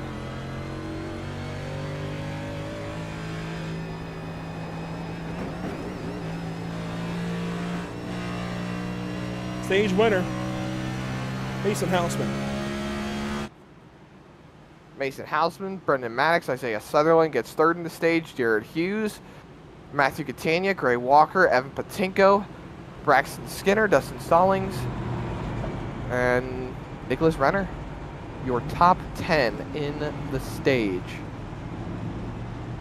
Oh boy. I'm going to pull up the points real quick. Mason Houseman enters this race with 54 to the next driver that showed up. That was cut down to 44. He just extended it out by... Where did the 24 finish in the stage? Third. So by a couple more. Well, 46. And we still have finishing points to award. I mean, it won't be official. He's not going to have it locked up tonight. But I'm going to call it now. He's your champion. I just don't see him losing enough points unless he stops racing. You're placing some early bets here. He just won a dang stage at Talladega, Zach. I mean, there is nothing these guys can do to keep him from winning stages and winning races. He sat back in stage one and just kind of accepted it. He just went out there and stole the stage win in stage two. And we're going to talk to him. Talk about stealing a stage win. Getting some info right now from Race Control about really what's being dealt with when it comes to that incident. Yeah, let's actually, tell you what, we'll get Mason on a future yellow. We need to cover that. I'm not actually sure who is getting penalties here because there were two separate incidents here. Here you see incident one, incident number two. All happening within a very short span. Let's watch this back. Watch the 14 of Zachary Maddox. He's going to move to the outside of Isaiah Sutherland and then drive back down. He crosses the nose of the 3. He gets spun around. Everybody moves to try and miss him. And thankfully, everybody did miss him. That's a nomination right there for Lucky Performance, Lucky Break of the Day. Because that could have ended very badly for Zachary Maddox. Now, where does Camper end up in all of this? He goes down, spinning through. Oh, wow, he's going to be okay. He gassed it up to not spin into the rest of the field. That's a heads-up move right there from that 3 car. But I think the big thing to take away from this is the impact that Isaiah Sutherland took. Well, that's what we're looking at next. So watch them. Sutherland goes down below the double yellows and drives in the left rear of Maddox. I hate to say it, Zach, but I feel like that's kind of self-inflicted. Well, if he hits him square, he lives to see the next stage. Watch this. That's going to be a penalty if you pass below the yellow anyways. Well, for the 2 separate incidents, it looks like the pass-through penalties are going to go to both Zachary Maddox and Isaiah Sutherland. Yeah, I hate to say it. I hate that for Isaiah, but he drove in the back of the 8 car. It's just a mistake. That's what it is. That's what it is. And we're about to go green. We've got just a moment here. Let's dial up stage 2 winner Mason Houseman. We'll talk to him briefly. Chasing a second championship in a row. He gets a stage win to add a whole bunch of points to his total. And that's going to help you a ton here, Mason. Another stage win on the season, this time at Talladega, the wild card where everybody's trying to beat you. How good does it feel to get that stage win? You know, it feels really good. I know I gave Brandon back up in front of me, so he might have actually won it. So we don't know. I wasn't too sure yet. But, you know, it's really good. I know there's been a couple of people getting upset tonight. I know sadly for Isaiah, I think he has a meatball right now. I just heard it over the radio. So sad for him. I know Johnny couldn't. I don't think Johnny made it tonight. So, I mean, it's looking good as long as I don't get wrecked out. I'll gain some points on people, but I don't want to see a competitor obviously wreck out. But you know, it's been good. You know, I've enjoyed it. Yeah, it's only going to help you even further that 24 is out of the race now, or at least off the racetrack for a while. Does that change, though, your approach to these last 2 races, or is it still guns out? I mean, if you know me, it's always guns out. I always want to win. So, I mean, I'm still going to race my hardest, but I'm obviously going to think more about my race in the end and trying not to destroy my car. So, maximum points and, yeah, going green here. Moving back up, best of luck. Thank you. Get it back up to his teammates as we're about to go back green. Matthew Catania, Jared Hughes, your front row, green flag back in the air. We've got just under 50 to go at Dega.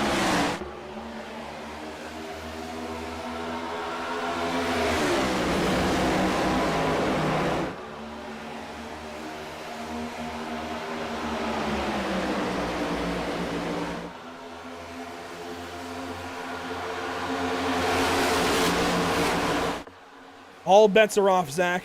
At this point, you just race it out. Oh, boy. Hughes and Buzzia will run to the top side.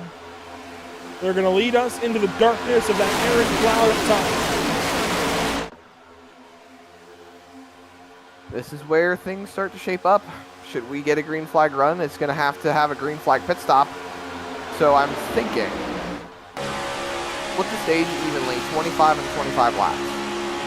You can go 35 laps on a field run, but that only leaves you about 15 laps after that to really mount a charge. And if you're separated and don't have a big pack with you, then that just makes things 10 times difficult when you've only got 15 laps to go. So I think when it comes to strategy-wise, split the stage up.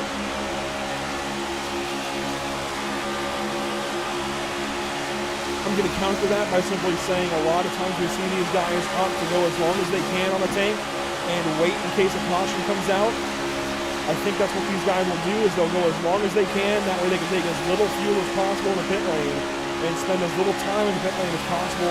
A lot like the GT3 strategy that we saw on Sunday in the Major Series and last Thursday in the North American Racing League. I think it's going to be a lot of the same, just waiting this out, running as long as you can, and then pitting. We may see drivers opt to split it just to get off strategy and do their own thing. You might be able to run faster that way. We saw a string of about 7 or 8 cars run faster in a straight line, so maybe that's the play. But I think for the most part, we'll see guys just stay on the racetrack as long as they can in case of a caution.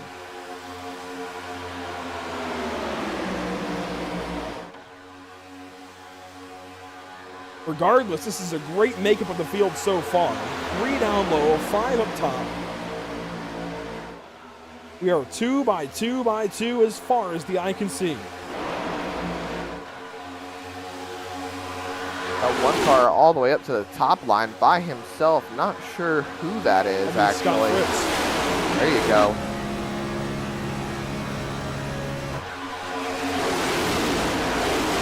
The complexity of this race has changed by quite a bit from the start of it. Oh. Corbell is smoking in the pit lane. Left his car on, it looks like. That means he will not be returning to this race no matter what. Isaiah Sutherland at least is taking those repairs and trying to get back out there at some point and salvage what he can. But you see just how long he's been in the pit lane, 440 seconds. I don't even want to do the math on how many minutes that is. And it's gotten very dark on this racetrack, especially on the back straightaway. Things are shaping up for a good run to the end though, Andrew. These guys have been on it all race. And I'm going to knock on wood again. Hopefully I don't jinx it, but we haven't seen a big one yet. I really thought we would have with the crashing that we saw there at the end of stage 2, but you're right. No big one yet.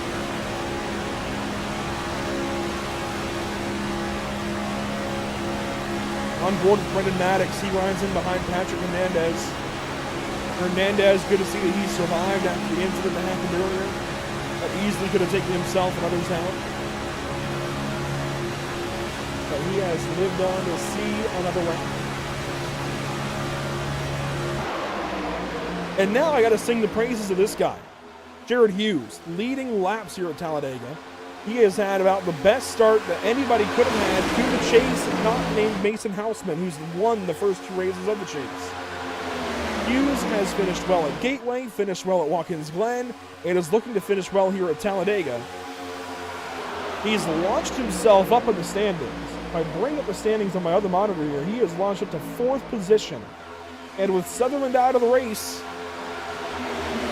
maybe, could this be enough for him to launch up to 2nd when the night is done?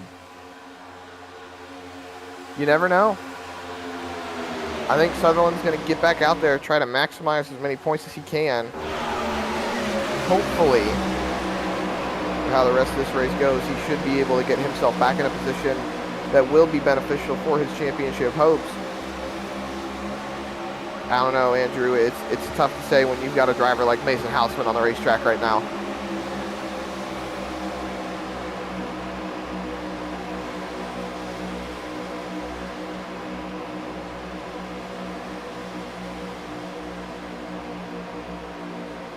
Watching these guys from high above with the blimp cam.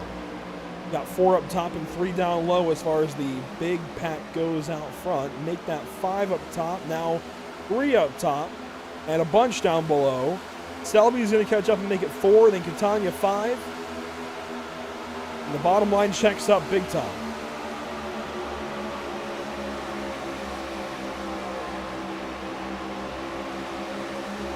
I want to go over all of those Ricky Bobby style paint schemes, all those Talladega Nights paint schemes.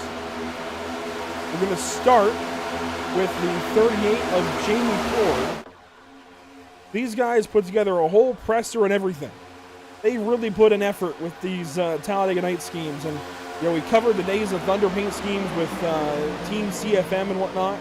We'll cover these guys as well. You see the Ricky Bobby. This is the paint scheme from the beginning of the movie for Jamie Ford.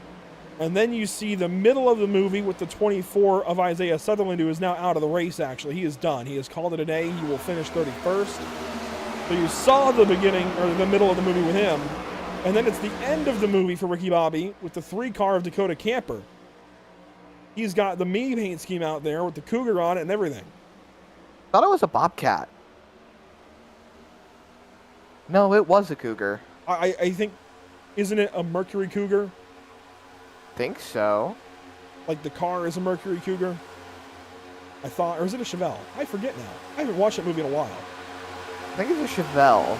You might be right. But he got in the car with a Cougar was in the car with him. Yep, all that. We also got Josh Anderson in the Jean Girard Formula One driver Perrier paint scheme. And then Eric Jensen, of course, in the Cal Naughton Jr. Special. The Old Spice. So those are the 5 Talladega Nights paint schemes that are out here. And of course, if you're a racing fan at all, I would hope you've seen Talladega Nights, even just to laugh at it. After review by Race Control Rev, it was a Cougar. Well, regardless, we move on. Garrett Hughes now leading outright with help from Adam Buzzio. And Buzzio has done the exact opposite of Hughes in this chase. He has dropped in the points all the way down to 10th position behind Dakota Camper, behind Gray Walker, behind Richard Wolsifer even. So Buzzio trying to get this season back on the mend. We'll see what he can do as he runs 2nd place. Zachary King runs in 3rd. He, of course, as we talked about earlier, got that win at Atlanta to start the season off. Back on a drafting track for him. Could he go back to victory lane? Yeah, we talked about that early on, and he's been up front most of the race. He's done a great job to keep that car in contention. And I think he's definitely in the conversation. But, you know, as the race starts to roll towards its completion, we're seeing drivers that hung back a lot of the race start to move up front. Ideally, Mason Houseman won the stage, and now he's sitting 8th right now. Can't confirm it was a Chevelle, by the way. So I was right. Well, even I corrected myself to a Chevelle. I wasn't totally sure. We were both right. There you go. Here comes Houseman.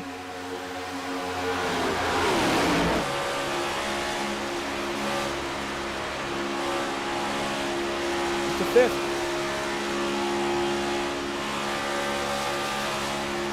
How long does the good luck last, Andrew? I think that's the big thing, the big question right now. How long does that good luck last for these drivers?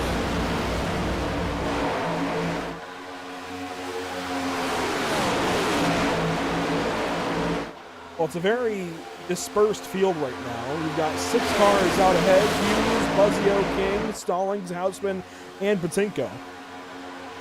Brendan Maddox sits back in 7th. He's got a draft on Patinko. He's going to pull Nick Renner up, along with Patrick Hernandez. Oh, and here goes Stallings.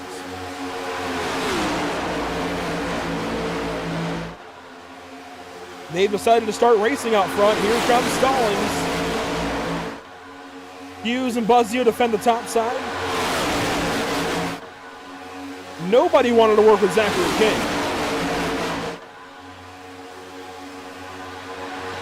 Weirdly enough, too, I figured it would be a little bit more, make sure Mason Houseman doesn't win this race. Make sure he doesn't get any stage points. Really go after that 78 car, but it feels like everyone's a little bit more out for themselves at the moment. I think for many drivers that was the goal. Keep the 78 from the front of the field. Unfortunately, for them, that did not work in stage 2. And I think it was the chaos in stage 2 that made it happen. If it was green the whole way, I think it would have been different. 3Y Racing as Stallings leads. Hernandez is way up top.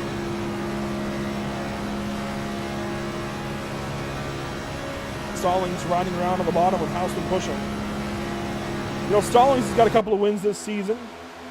He has fallen all the way back, though, to 11th in the standings, tied in 11th with Matthew Catania. So call it dead last in the chase. Yikes. Despite the 2 wins. He's had bad luck these last couple of weeks. So these laps led, I think, are healthy for him. Turn things around, maybe.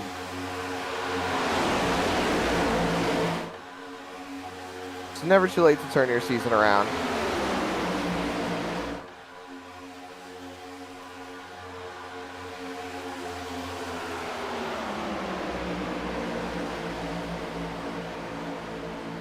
Just over 30 laps to go.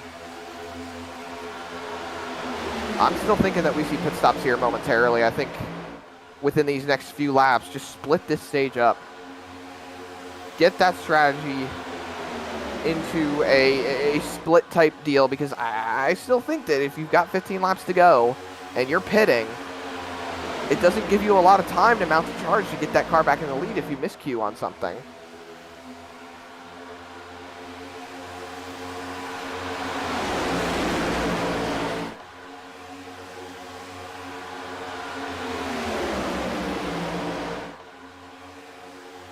Just to go back and recap some league history, by the way. The most recent Talladega race winner rides in the 7th spot. Brendan Maddox went to victory lane here in season 2. Of course, that was last season, the first time that we were on board with the BRB Racing League. So watch out for the 8 car as these laps wear on. He knows how to get it done here as well.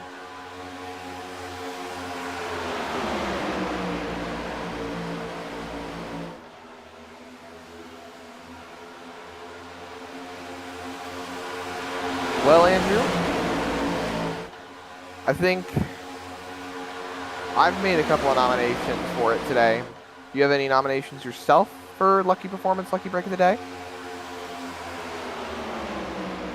Well, Zachary King leading the race here. Got a nice one back several laps ago in stage 2. When the field split right in front of him, when Brandvold got into Pooler and then into Borbell. That, I think, is my Lucky Break nomination Lucky Break of the Day nomination, just for the fact that he's now leading this race some 30 laps or so later.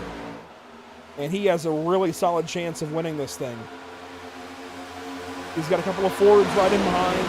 If he can just get some people to work with him, we could have Zachary King getting repeat wins on the season. Heck, I'd say he's a solid pick for a driver of the day, but I don't know if we're there yet for that. Look at his stats. He's now got 2 laps left. He's led the last 2.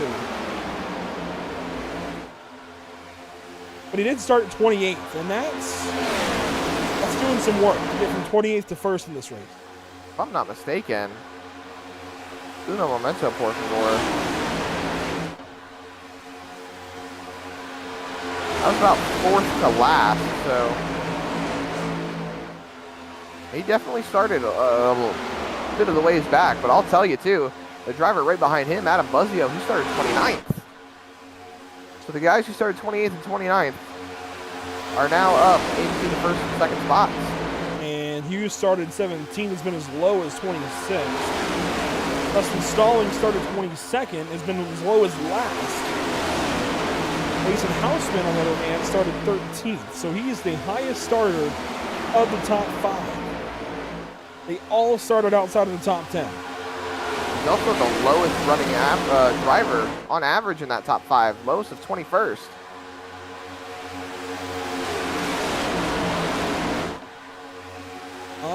Well, Stallings been last. Oh. I meant, what, oh, how, oh, nuts. Like the highest of the lowest? No. I think I get what you're saying now. I think I get what you're saying. It's hard to explain for sure. The best, lowest running position. There you go. Brain was not connecting to words. Yeah, that's a confusing one for sure. Evan Patinko started 21st, has been as low as 29th. He is now 6th. Brendan Maddox started 15th, has led a couple more laps. Nick Renner started 5th, runs in 8th. Jamie Ford started 26th, now runs up in 9th. And Dakota Camper, in the top 10 here, started 3rd and runs back in the 10th spot. He's been as low as 31st.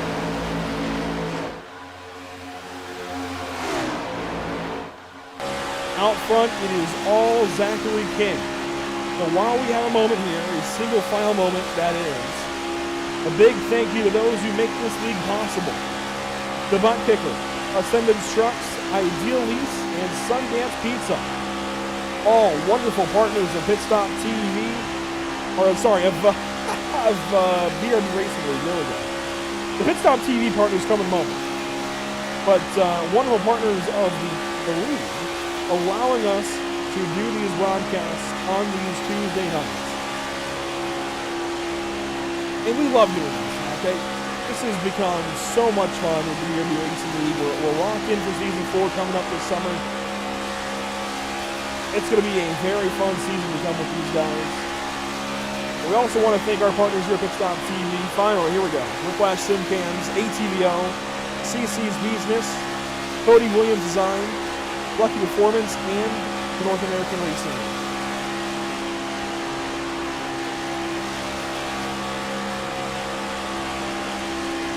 Lap 75.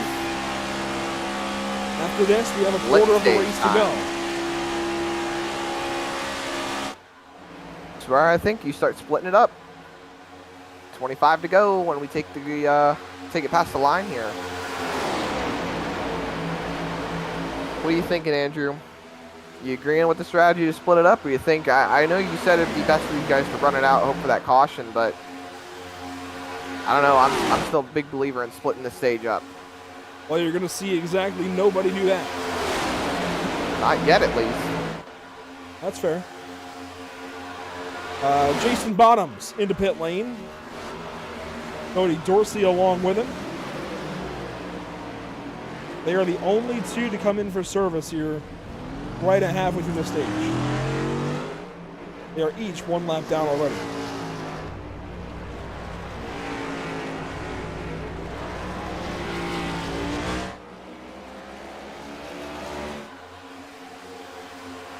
I don't know, Zach. I still think I know what I would do, and I think we know what you would do. So you would likely split the stage.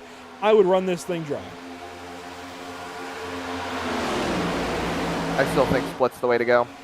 That's just my 2 cents. Well, but if you split, even if you fill the tank, and don't just fill to end the race, even if you fill the tank, you're limited in what you can do for green, white, checkers. You should have enough. True. You should have enough, but you're limited. If you wait longer and take a full tank, you're going to take a little more time in the pit lane, but you might have a little more insurance for a green, white, checker. I don't think anybody's going to do that. I don't think anybody's going to fill if they wait. I think the idea there is to take less time in the pit lane, but it's a thought. As here comes Selby and Catania, younger back there as well. The CFM bunch moving forward in those days of Thunder Racing. See what you're saying, but I raise you. It was 20 laps to go instead. Oh, here we go. A bunch of cars. Zachary King, Matthew Catania, Selby out into the grass. That might be a penalty there. That will be. Selby, Jarrett Jones, or no, that's his spotter. Selby with a black flag. Jason Bottoms with a black flag. Matthew Catania with a black flag. So maybe some speeding into the pit lane there. We heard Zachary Maddox get a little irritated. Just made contact in the pit lane.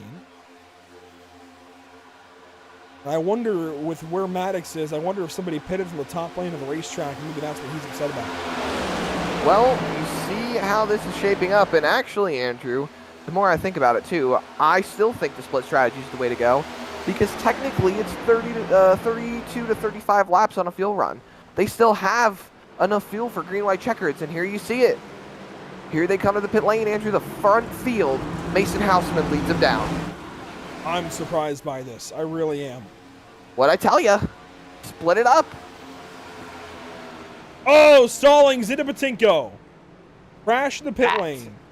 Oh, no. That's going to be huge for that Maverick Motorsport entry. Some cars stay out. Coulter Clark, Braxton Skinner, Carl Pooler, Scott Fritz, and Richard Wolsifer all staying on the racetrack. Dakota Bly as well. Here's where your strategy might actually work for some of these guys. Wolsifer is one driver that could benefit from your strategy, Andrew. Stay out, hope for that caution. Because he has been in a sucker hole just about all race. So this would probably be to his benefit. Let's see where Houseman rejoins the field here. It's going to be out ahead. He took 8.6 seconds of fuel. King and Buzzio took 9.1.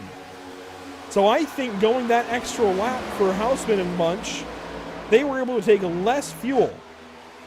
As now they have picked up Jason Bottoms out ahead. Braxton Skinner, Coulter Clark, Carl Pooler, Scott Fritz. They have picked up the 87 of Bottoms. Who's got damage. I'm surprised by that. Falls in line, Carl Pooler. He gets down the line, but he's still got a lot of damage. I don't know if he's going to lose the draft here, but he'll try to hang on to it. Now 1 lap down. This is the tentative lead at the moment. Mason Houseman, Brendan Maddox, Zach King, Nicholas Renner, Adam Buzzio. They're at the tail end of the top 10. But Coulter Clark and company in. Here we go. Wolsifer and more. Wolsifer makes contact there with Skinner. Clark finds his box. Wolsifer misses his box. Let's see if Pooler nails it. Beautiful stop. And as they sit in their box, rolling onto the front straightaway out of turn number 4, Mason Houseman, Brendan Maddox. This is going to be your new race lead. There's Skinner coming off the pit lane. He's going to drop like a rock here. Yeah, they were already towards the back of the fields. They're going to cycle out that way. Which gives us a 6-car race if this thing goes green. And at this point, it very well may. If. Emphasis on if. We've already seen how this race can shake up. King looks to the outside. I think this is too early. You get racing side by side, you're going to slow yourselves down. They're going to pick up the lap car of Selby.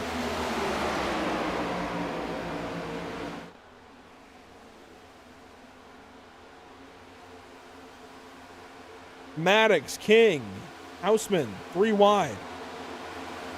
Buzzio there in the middle. He's going to push Zachary King to the race lead.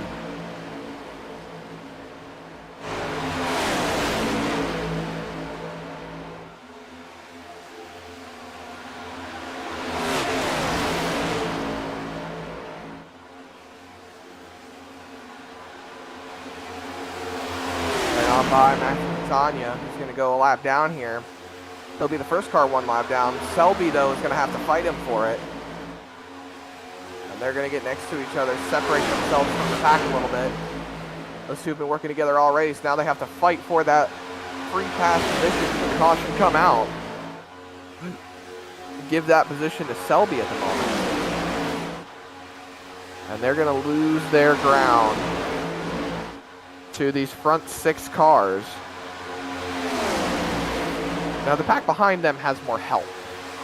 So do we see that gap close, or do we see them continue to pull away here?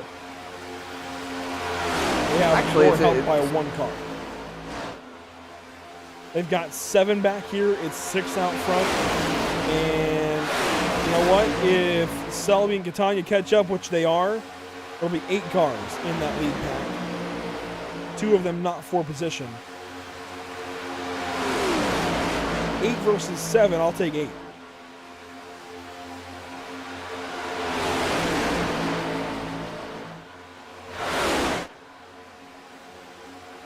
I'll have to wait and see how this all plays out for this pack. The beauty of super speedway racing that I love, Andrew, is allowing these guys to communicate with each other a little bit more and get a feel of what's going on. And we're hearing from Braxton Skinner and Carl Pooler. They're trying to hook up a little bit more to catch this lead pack. I think Braxton wants to be out in front. Looks like they're actually just a 4-car group, excuse me. Braxton apparently wants to get out in front of Carl Pooler because Pooler still has a lot of damage. And I guess there's some miscommunication between those 2 drivers about what they want to do right now. On board with Carl Pooler. Braxton Skinner, I think, has some damage on the nose that place there. I know he had a bunch earlier. Actually looks repaired. That might not be a bad move if they were to make it, but out front, it's King, Buzzio, and Hughes. Where have the rest of these guys gone? Maddox has fallen back a bit, along with Houseman and Renner.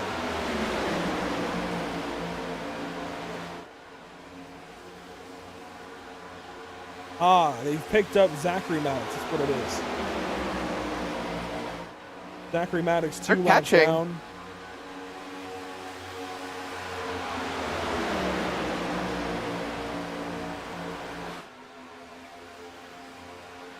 That second group is starting to pick up a little bit of pace, Andrew. They've caught about half a second to this lead group on board with Brendan Maddox here.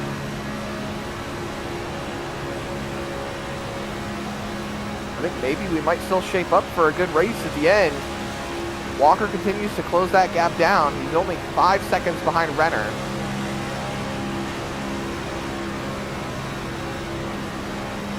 I don't know, we still might have a race to the end. 15 laps to go. Patrick Hernandez back to the pit lane, and it looks like he may be done. I wonder, did something happen there? He came into the pit lane on his own.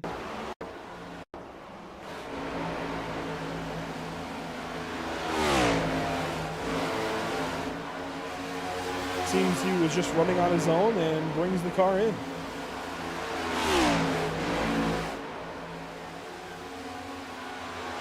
I've just been ready to call it a day here for that 91 Toyota. Stack up there, lets them all go, and bring it right on down.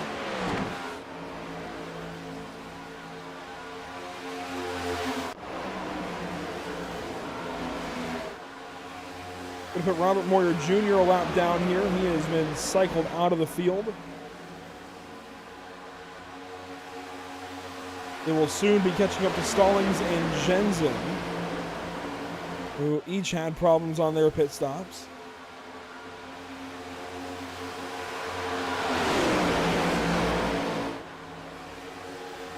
And we're going to have 13 laps to go this time by. Now, we mentioned that other pack. Here they are.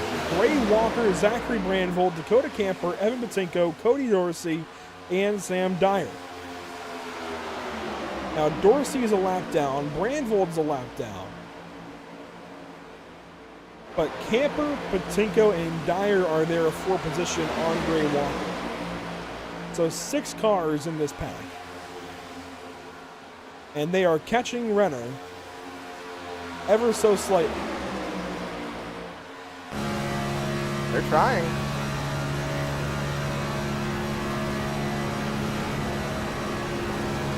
Like I said, we could still have a race here. It's going to take all they got.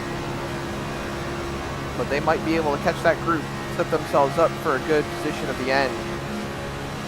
Might even try to go for this win here, but Walker's been leading that charge this entire time.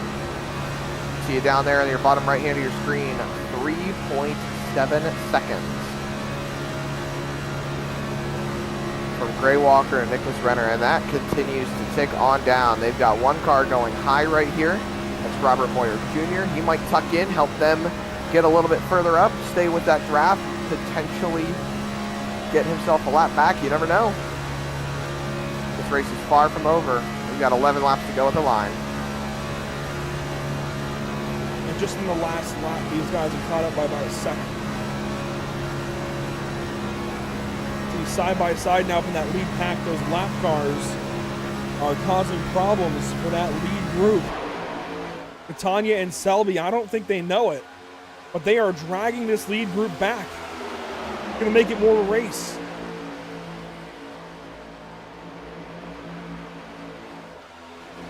Lead pack has lost all its momentum, Andrew. They're separated now. It's 3 cars out in front, and then it's a 4-horse race behind them.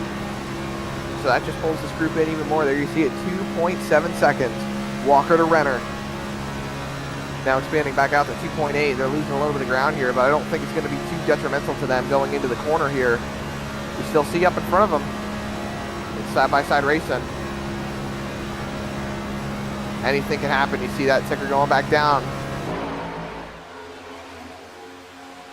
And Zachary King continues to rack up laps led.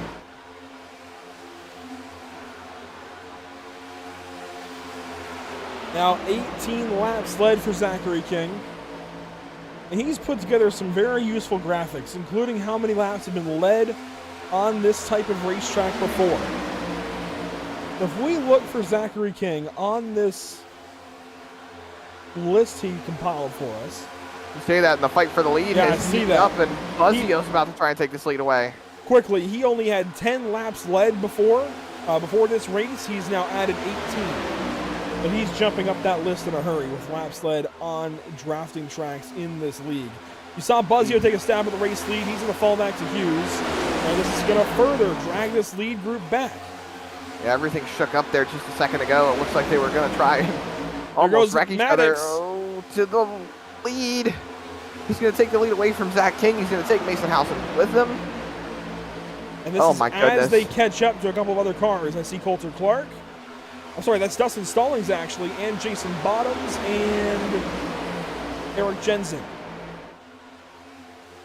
Andrew, we talked about it being a bit of a... Oh, that's scary. Below the double yellows. And this is going to check everybody up. King, Stallings, contact. You know, Maddox didn't want to go below the double yellows, but that wasn't for position. He could have.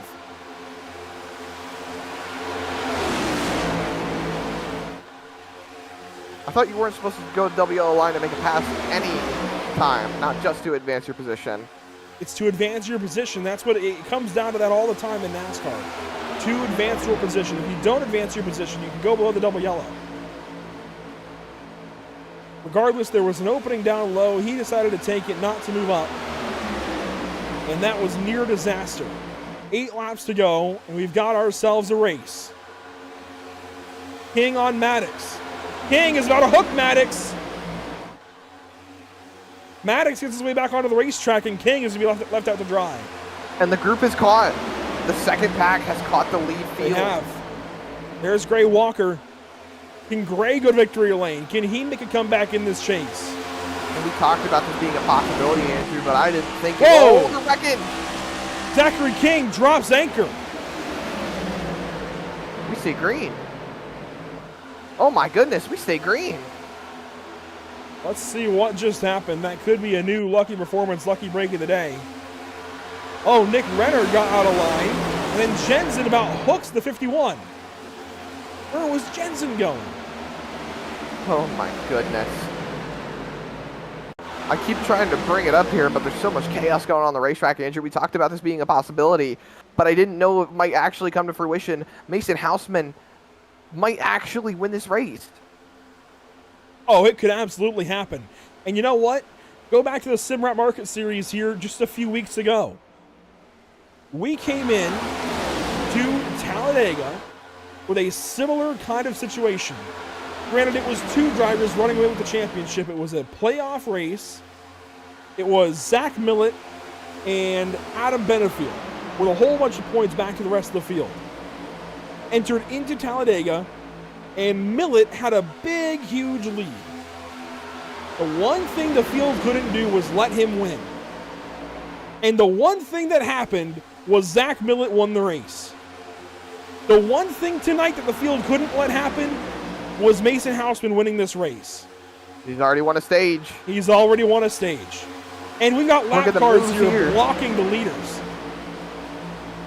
That's questionable. They're trying to stay on the lead lap. I find it commendable, but at the same time, we have 5 laps to go at the line, so that could really take things out of play for these leaders. You see the second pack trying to catch up once again. They're going to have an easier time than last, as, well, they're only sitting about 0.8 of a second behind the nearest car. And look at Buzzio taking a look below the double yellow line. Going to be no dice. He's not going to be able to make a move down there. 5 laps to go. Brendan Maddox, Adam Buzzio, Jared Hughes. I said it earlier, Maddox is the most recent winner at Talladega in this league. Can he go back to back?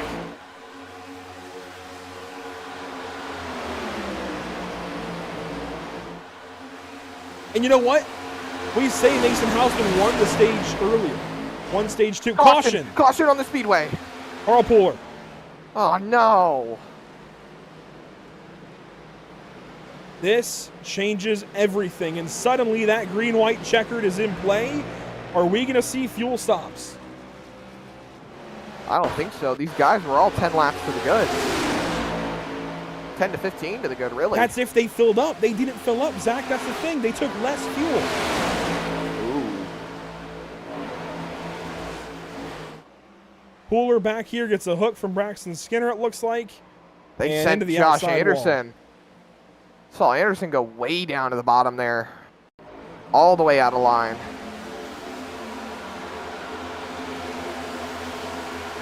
Ford. Anderson. How many times do I have to say it, gentlemen? Don't push the pusher. And that's why.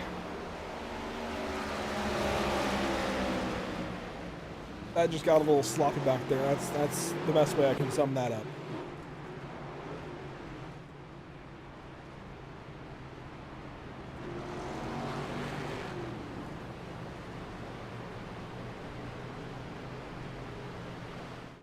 Pooler nearly got run into, destroyed by a couple of other cars. Thankfully, no more contact was made. Let's see. Do we see pit stops?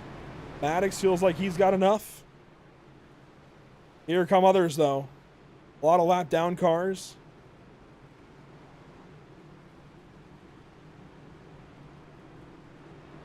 I don't know. Maddox only took 8.6 seconds in the pit lane. I'm sure they've got enough for 1, maybe 2, but I don't know if they have enough for 3. We'll have to wait and see.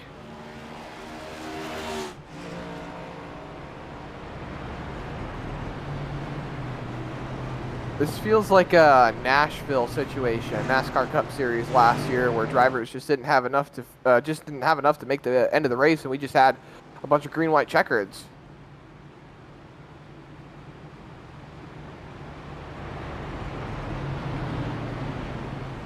It'll be fun to see how this race breaks down.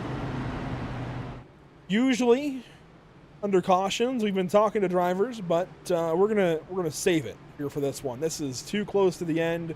Anything could happen. Zach, the last thing I want to do right now is jinx somebody. We jinxed Carl Pooler earlier.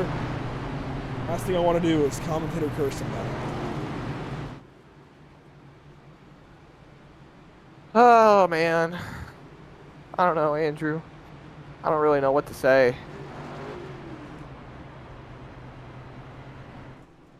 Well, we got more pit stops. Wolsifer still trying to get that damage fixed.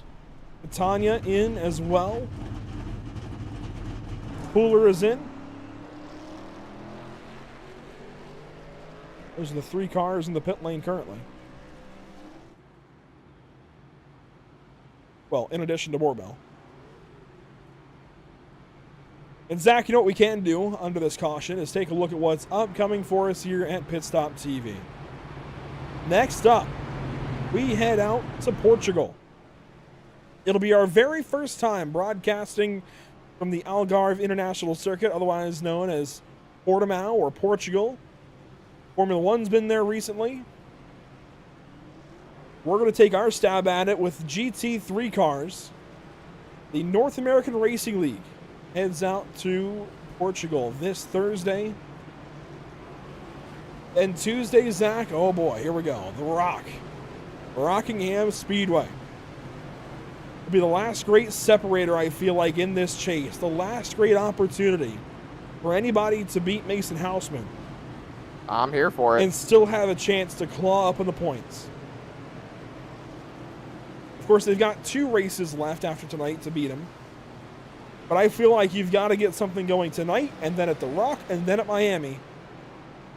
We'll see how it goes. And then Thursday, next Thursday, we go to Homestead Miami Speedway with the North American Racing League. So we've got 2 broadcasts in Miami back-to-back. One with GT3 cars on the road course there, and one with the oval, of course, with these NASCAR Cup Series vehicles in the BRB Racing League.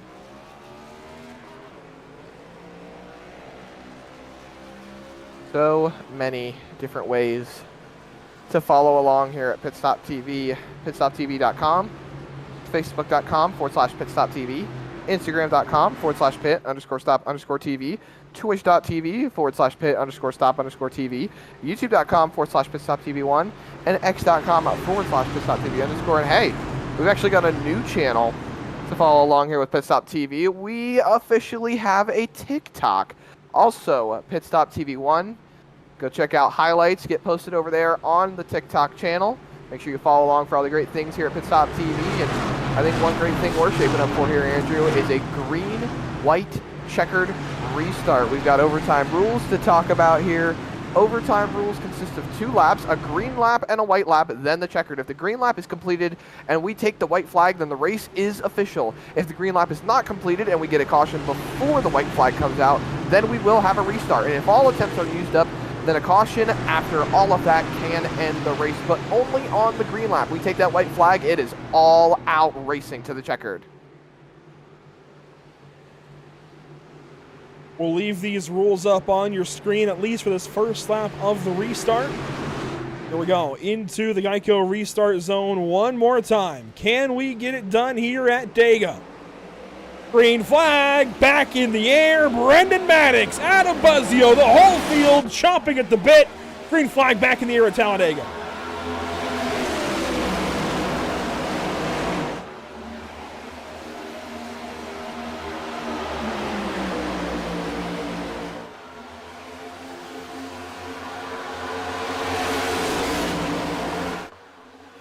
The Lucky Performance Overtime rules reminding you that if we get back around to the white flag, this race is official. Buzzio with a push from Dyer. Maddox with a push from Hughes.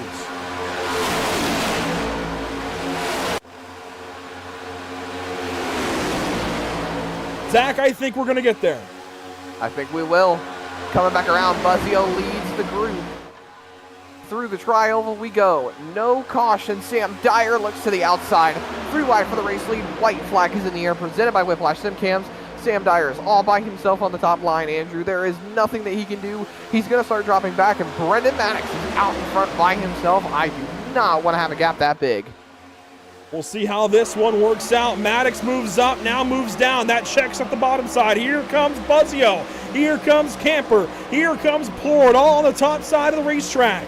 Maddox now going to try and fight back on the bottom with a push from Buzzio's teammate. That's Hughes down low, and Hughes isn't pushing the lead. Now he gets there from a push from Mason Houseman to the stripe. It's going to be a drag race. Adam Buzzio. Dakota Camper, he's going to look down to the inside, and Camper is going to shove alongside of the 5. Dakota Camper, maybe, no, Buzzio's got to win this season. Oh my goodness, what a finish. 16 1/1000ths of a second. Give it to Adam Buzzio. Taking a checkered flag on the season. Absolutely incredible finish. That's how you get it done without wadding up the field. What a drive. What a great race there. Camper made the move perfectly, but Adam Buzzio side drafted him to perfection. It's a Buzzio victory lane, and it looks like the fans do agree.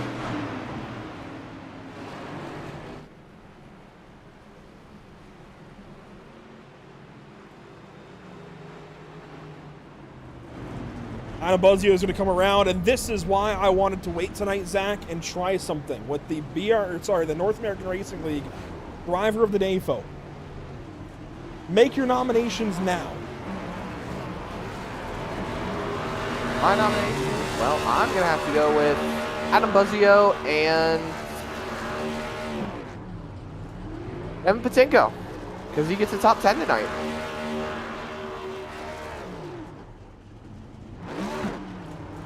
I'm going to nominate Mason Houseman just because of all the points he grabbed this evening. He's going to finish 7th.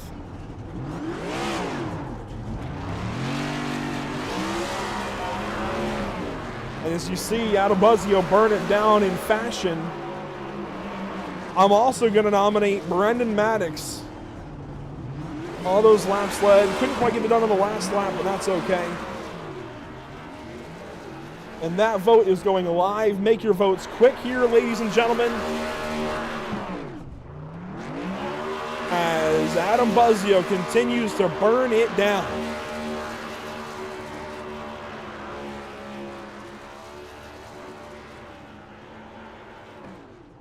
You can vote for him for today's Driver of the Day vote over on YouTube.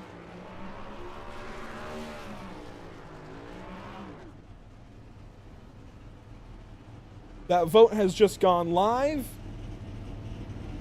You've got an opportunity over on YouTube to vote for Driver of the Day. We'll take a look back quickly at the finish of this race. Once Adam's done with his burnouts. I don't think he's done yet.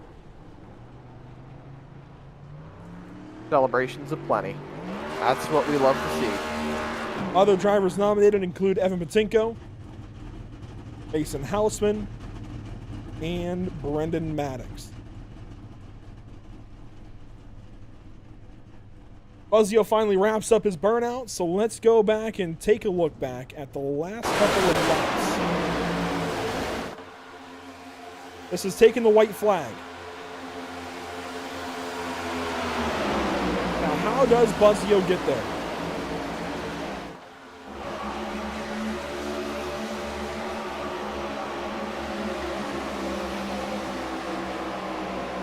He just gets a shove.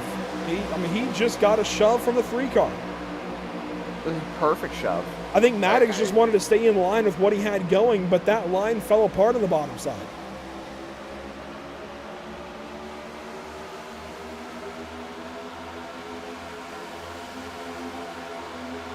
Saw Camper make the move too. I'm gonna make it a move down low, and I mean that was just picture perfect.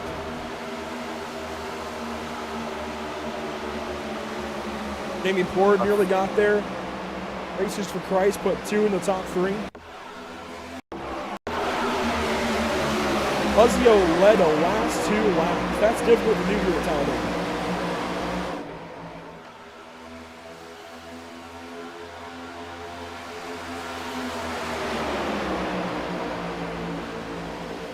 And you know, at 10:25 this evening, some 34 minutes ago, our race controller, Rev, called out the number 5 for the win. Sure enough, it's Adam Buzzio to the checkered flag in victory lane for the first time since Chicagoland last season. He said it himself. He didn't think he'd ever win a super speedway, and, well, it looks like he proved himself wrong tonight. What an absolute amazing finish for these guys. Just absolutely awesome. They did a perfect job running the checkered flag. Yeah, you know, I think there's 2 reasons Buzzio wins this race. Dakota Camper pushing him, and then not overreacting when Camper got to his inside. Because watch this. Camper gets down there, and he gives him a shot. They make a little bit of contact. Make a little more contact there. But Buzzio doesn't overreact. He just gets back down on his door, and gets a side draft, and drives back to the stripe. And look at how close it was. I think not overreacting is half of why he wins this race.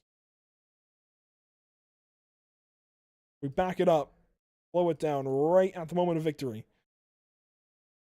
That's how Right close there. it is. 16 1,000ths of a second. Beautiful. Just beautiful. This is Talladega. Really good stuff this evening, and that will get it done for us at Talladega Super Speedway. Another instant classic in the BRB Racing League. Happens every week, I feel like. Adam Buzzio comes home with the race win. Dakota Camper in second. Jamie Plord in third. Brendan Maddox, Josh Anderson gets a top 5. Jared Hughes comes home 6th. Mason Houseman 7th. That's a whole bunch of points for him. Scott Fritz, Evan Patinko, and Nick Renner crawls away from this place with a top 10 in his final start before becoming a Whiplash racing driver. I know you're eager to have more drivers get into the Whiplash Racing Group. You guys have had an abysmal season, I'll tell you. But, oh man, Gray Walker, 11th place on the finish tonight, right in front of Braxton Skinner. In the 12th spot, 13th goes to Cole Younger, and then 14th, Sam Dyer. 15th for Richard Wolsifer. He mounts a bit of a comeback after going a lap down early on. Zach King right behind him in the 16th spot. Carl Pooler ends up 17th. Matthew Catania takes the 18th spot. Number 18 brings it home 18th on the day. 84, Dakota Bly takes the 19th spot. And then to round out your top 20 is Cole Lewis. And we had a number of drivers right behind him after that going laps down. Yeah, it doesn't get very pretty after that. From 21st on back, you've got Cody Dorsey, Dustin Stallings, Matthew Selby, Zachary Brandvold, Robert Moyer, and Eric Jensen, all 1 lap down. Zachary Maddox, 2 laps down in 27th. Jason Bottoms in 28th. And Patrick Hernandez took an early exit in 29th. Bolter Clark in 30th. And to complete the field on the Whiplash SimCam's unofficial results graphic, it's Isaiah Sutherland and Stephen Borbell. So 2 of the mighty have fallen. And we're going to give just a moment here. I'm going to extend the driver of the day vote to the end of the interview with Adam Buzzio. Because he, I believe, unless something changes drastically, just might win it. So you've got a chance, if you're out there watching on YouTube, vote for driver of the day. He's got a big lead, and we'll bring in race winner Adam Buzzio right after winning here at Talladega. You've said it before, you were never going to win one of these. Well, you finally did, and how does it feel? Man, I gotta be honest with you guys. I'm ecstatic. Never thought I'd win one of these super speedway races. I like to think I'm good at them. I just have terrible luck. I'm over the moon, man. This is probably my favorite league win I've ever had. So definitely excited tonight. You finally get it done here in season number 3. Keep your winning ways going. This, I don't know that it's going to make a huge dent into Mason Houseman's lead over you. Of course, a bad week at Watkins Glen last week, but it's going to help you out in that battle, at least in the chase, trying to finish as high as you can What's the game plan from here? Rockingham, Miami, 2 really tough racetracks back to back. Yeah, Rockingham, man, to be honest with you, I don't have much of a game plan yet. I need to put some practice laps down for sure. Get used to the track. I've ran it in an Xfinity a couple times, but never in a Cup car. I love Homestead, so just looking forward to ripping that top side and trying to maximize what we can. Obviously, Watkins Glen was super unfortunate. It's my favorite road course, but we took ourselves out of that one, and then the week before Gateway, we got wrecked too. So 2 rough weeks in a row, but I'll tell you what, a win makes it all better. So a win makes it all better. Well, to add on to it, you are going to be today's NARL Driver of the Day. Just adds on to things. You played your cards right at the end, and that is what makes it happen here at Talladega. Was there a game plan for that last restart? You had your teammate pushing the driver that was racing against you there at the end. I mean, it seems like it was every man for himself. Yeah, no, honestly, there was, man. First of all, before I forget in my excitement, I got to give a huge shout out to not only everybody on my team, Jared, Steven, Gavin, for helping us spot tonight, but Races for Christ and Limitless both worked with us tonight and were a huge help. This was definitely a team effort. Zach King, too. Give Zach a shout out. But the last restart there, yeah, we did have a plan. Our plan was to keep Maverick split up, and that was the plan, and we were going to do that, not at any cost, obviously, but like we sacrificed being, lined up to keep them broken up. The restart didn't go exactly how we wanted it to. The inside line got a little more momentum than we thought. Jared did a really good Jared did a really good job controlling, the inside line there and kind of taking away some of that momentum from Brendan. And then I had Camper just beat my bumper off with pushes. Really fun racing him to the line too. I thought once he peeked on my inside there coming through the tri-oval that he was going to get me, but we banged doors a little bit. I hope we put on a good show for y'all. It was better than a good show. That was really good stuff to the end. As I said at the checkers, that's how you get it done without junking the field. You guys did a fantastic job. Congratulations. Hopefully we'll talk to you again soon.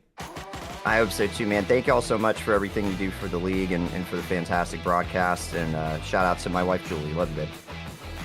That's Adam Buzzio with the race win at Talladega. Let's fall back to second place here, Zach. He got it done at Daytona. Couldn't quite get it done tonight. 1 spot shy. It's Dakota Camper. That it is 1 spot shy, 16 1,000ths of a second. That was the difference between Dakota Camper and Adam Buzzio. Dakota, you did a great job. You timed the run perfectly, but you just came up a little short there. Yeah, car was fast. It was, I don't know what to do with my hands right now.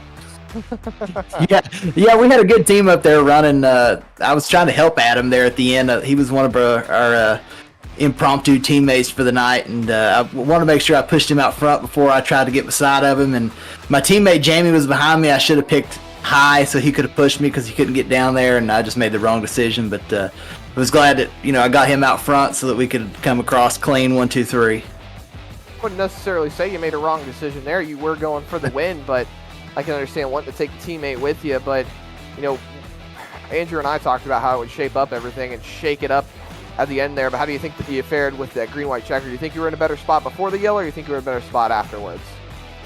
Oh yeah, definitely a better spot afterwards. I was in the process of losing the draft when the caution came out, so I was very thankful for the caution in that moment. And getting up there, and kind of when you get that choose and you've got all your teammates there, you can kind of choose, with your people to, and you can also, we had enough to try and break up the other teams. So it really benefited us having numbers there and the restart with 2 to go, just being able to gang up on the rest of them. Well, You did what you needed to do. You got that car home in the second spot. That's a solid points day for you. Congratulations. And, well, we look forward to seeing you next week at Rockingham. I'm sure that's going to be a difference going from a super speedway to a short track. Yeah, I'm not good at Rockingham, so I will have to figure out how to go around the backstretch. I don't get out of turn 2 very well there, so I'm going to have to practice that this week because it is my least favorite of all the short tracks. I'm not a fan.